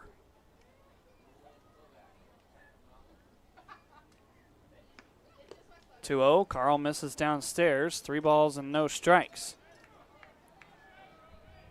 Pippins lost a couple of starting arms over the weekend for the various reasons you do in summer ball, and so a couple of reinforcements coming later this week.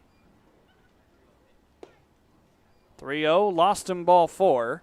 Not the ideal way to start off the 9th, as James Castagnola draws his first walk.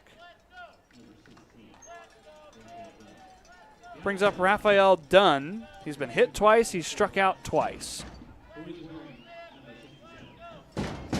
Pippins will have 5, 6, and 7 due up in their batting order in the 9th. Facing a 5-run deficit, Wenatchee trying to add on a couple more. Carl bends a slider in there for strike 1. With that walk, now unless you get a double play, you're going to have to face Kainoa Santiago again. He had that loud home run in the 8th inning.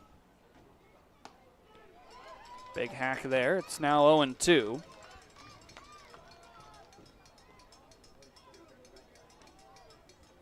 Top of the order waits for a 6th chance.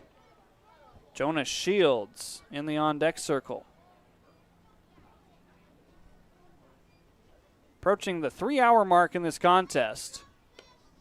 It's been kind of a sluggish Tuesday night here at the Orchard. Both teams with 11 hits, by the way. But the score heavily in favor of the AppleSox, 9-4.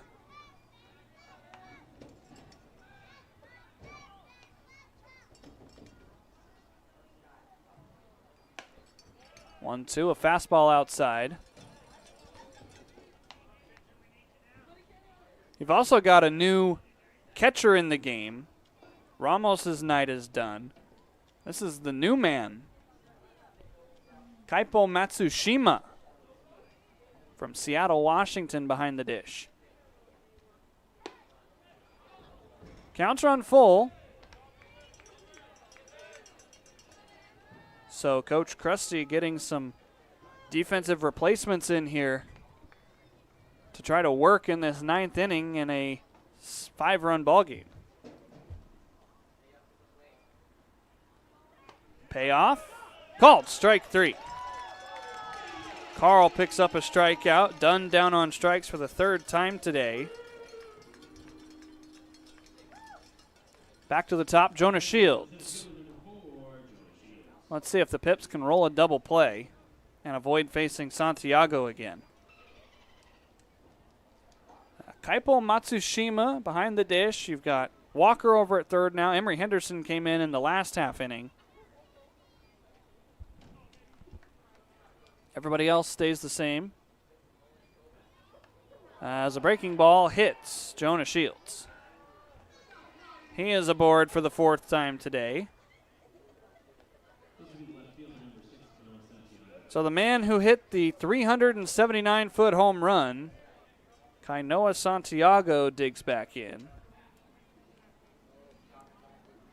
3 hits tonight for Santiago, 2 singles, the bomb, 2 runs scored, and 2 RBI.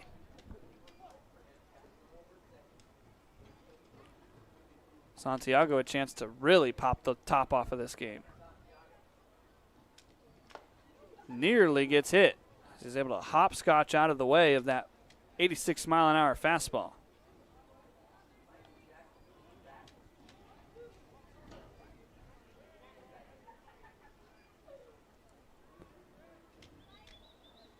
Nine runs, 11 hits, no errors for the AppleSox. 4 runs, 11 hits, 2 errors for Yakima Valley. 1-0 out towards left center field. Malachi with his first chance defensively. He will put it away for out number 2.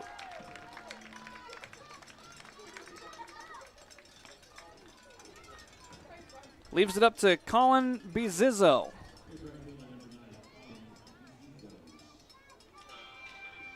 Sacrifice fly back in the first inning got the scoring started for Wenatchee.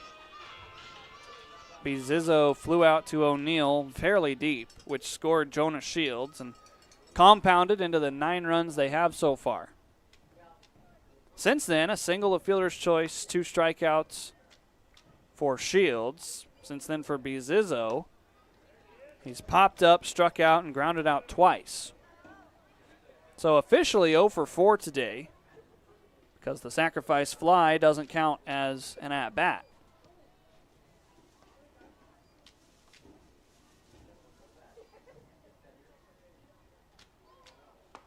.1-0 from Carls right there for a 1-1 count.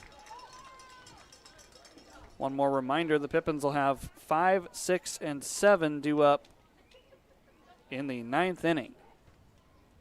Gonna need quite a bit. Trailing by 5 currently. Wenatchee threatening here in the 9th. Fastball inside at 88 from Carl.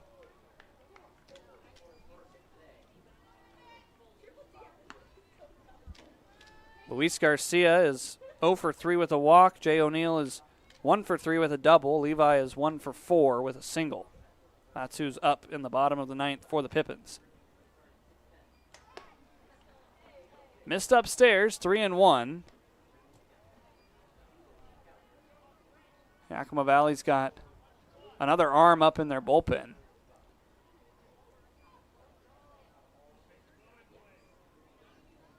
Carl trying to fight back here. Trying to avoid loading the bases. Got the strike. Runners will be off on the full count. And a big action pitch upcoming from Carl Mullen Kovash. AD started, went 4 2/3. Eric Anthony went an inning and a third. Bass Fry went 2. Carl trying to finish off his 1 inning with his second strikeout. He will do so. Called strike 3, dotted on the bottom corner. And Carl Mullen Kovash strands a pair as we head to the bottom of the 9th. Pippins need 5 to tie, 6 to walk it off.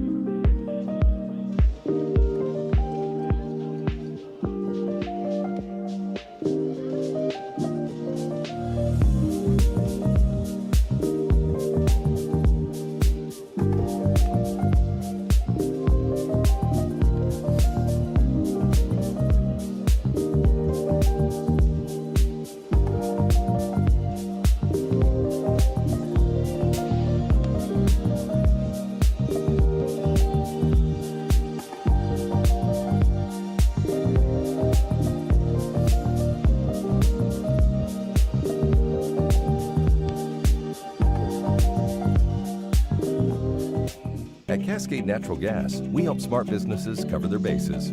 Old, new, and in between. No matter the age of your building, they all benefit from energy-efficient choices. Cascade Natural Gas offers a long list of incentives for energy-efficient upgrades. Upgrades that save your business money every day. Become one of the many Cascade business owners benefiting from the quality, comfort, and savings of energy-efficient upgrades. Join Team Energy Efficiency and take advantage of rebates from Cascade Natural Gas.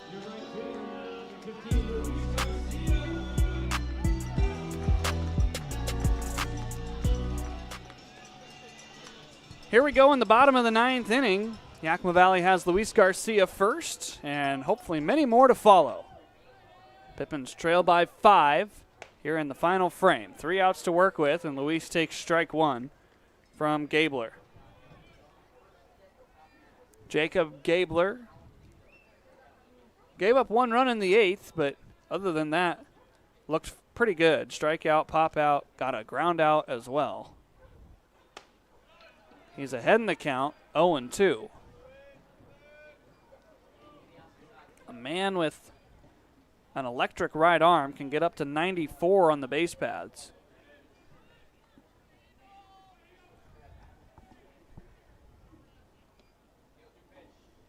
Wave and a miss by Garcia. He's down on 3 straight. 1 away here in the 9th. What baffles me about this game, Pippins batting better than the AppleSox with runners on at 333 compared to 273. But with runners in scoring position, it's very obvious that the AppleSox are better. 267 batting average with runners in scoring position. Pippins only 2 for 12. There's the decision in this game right now. A line shot out to left field. O'Neal going to fly out. And the Pippins very quickly down to their final out here in the contest. Last hope is Levi Sotomayor. With runners on and less than 2 outs, the AppleSox have cashed in, 4 for 5. Leading off an inning, they've cashed in. They've got 6 of the 9 for hits. Just been a situational kind of night the Pippins have not been able to score on. A line drive, left field. The game will stay alive as Sotomayor picks up his 2nd hit. Derek Almeida gets a chance. And as long as there's only 26 outs in the scorebook, you always do have a chance. It's just extremely low of a chance that you get to make the comeback. Of course, I was scrolling through social media today, and the MLB had posted they were remembering the 33-inning game that happened in AAA against, I believe it was Pawtucket that had that long game. Strike 1 here to Almeida. Wade Boggs was a part of that game. Cal Ripken Jr., I believe, was a part of that game as well. They played until 4 in the morning, postponed it until the 2 months later, and then it took 1 inning to finish. The 33rd inning was the shortest part of the game. I think the final clock time on that contest was north of 8 hours at least. So weirder things have happened in this sport. 2-1 here. It's just the Pippins have a mighty mountain to climb here in the bottom of the 9th.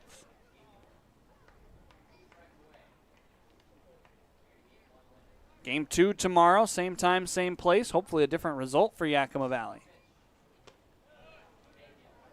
2-2, and the Pippins down to their final strike. Gabler not in a save situation. The win would be given to Grothin, who came in relief of Chihiru Sato. Sato did not qualify.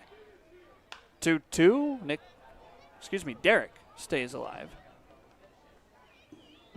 The loss would be tagged to Austin Dillon, which is unfortunate because 6 earned runs, that number a little bit elevated, but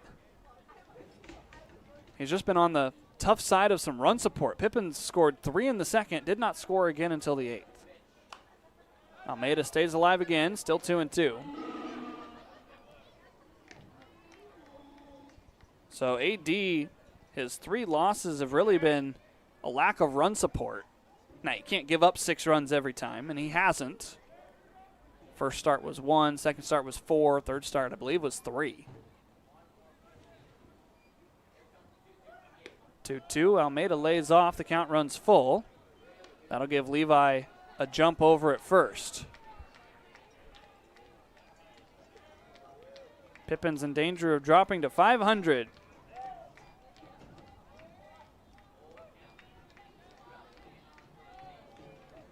There goes Levi. The payoff pitch is up the box and into center field for a base knock. Sotomayor going to stretch it from first to third. Derek Almeida keeps the game alive. Runners at the corners with 2 away.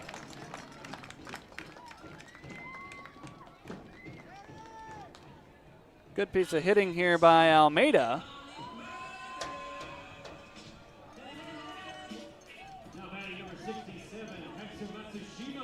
That'll bring up the catcher spot. First at bat for Kaipo Matsushima.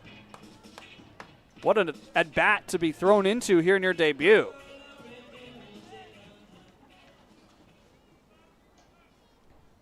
Matsushima, an incoming freshman, native of Seattle, Washington, watches the first pitch for ball 1.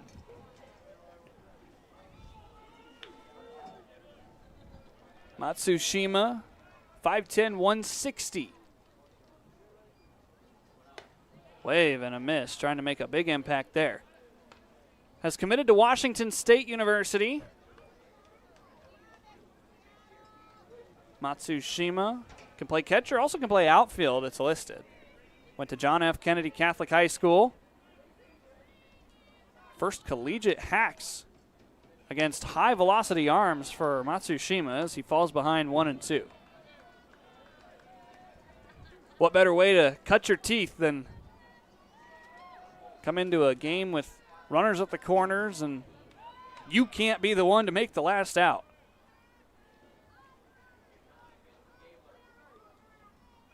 Wave and a miss, and the AppleSox are victorious. Game concludes at 9:45 p.m. Tough at bat for Matsushima being thrown into the fire as the Pippins fail to score and leave 2 more on the base pads. So Wenatchee wins game 1 of the series. The Pippins fall to 11-10 and now 11-11 on the season. But they get a chance to play tomorrow, even the series. For Wenatchee, they hold pace in the north and continue to be tied with Bellingham for first place. For the Pippins, it is important to note that Walla Walla lost, and so you're not going to lose a spot to them. The Bend Elks beat the Ridgefield Raptors, and so you're not going to be separated by another game from the number 1 team in the South. And the Portland Pickles, currently only in a 1-run game, 8-7, bottom 7th. The Berries trying to help Yakima Valley out. So all things considered, the first half still with plenty more to be written. Game 2 tomorrow at 6:35 p.m. For everyone associated with the Yakima Valley Pippins, I'm Harmon Johnson signing off tonight saying stay safe, have a wonderful rest of your evening. Thank you to Shay for running the stream solo tonight. Thanks to my mom for coming on. Tune in tomorrow as we'll have a color analyst up in the booth. My dad going to join us for games 2 and 3. Stay safe, everybody. Have a great night. We'll talk to you tomorrow at 6:35. Final score in this one, Wenatchee 9, Yakima Valley 4. You've been watching Pippins Baseball.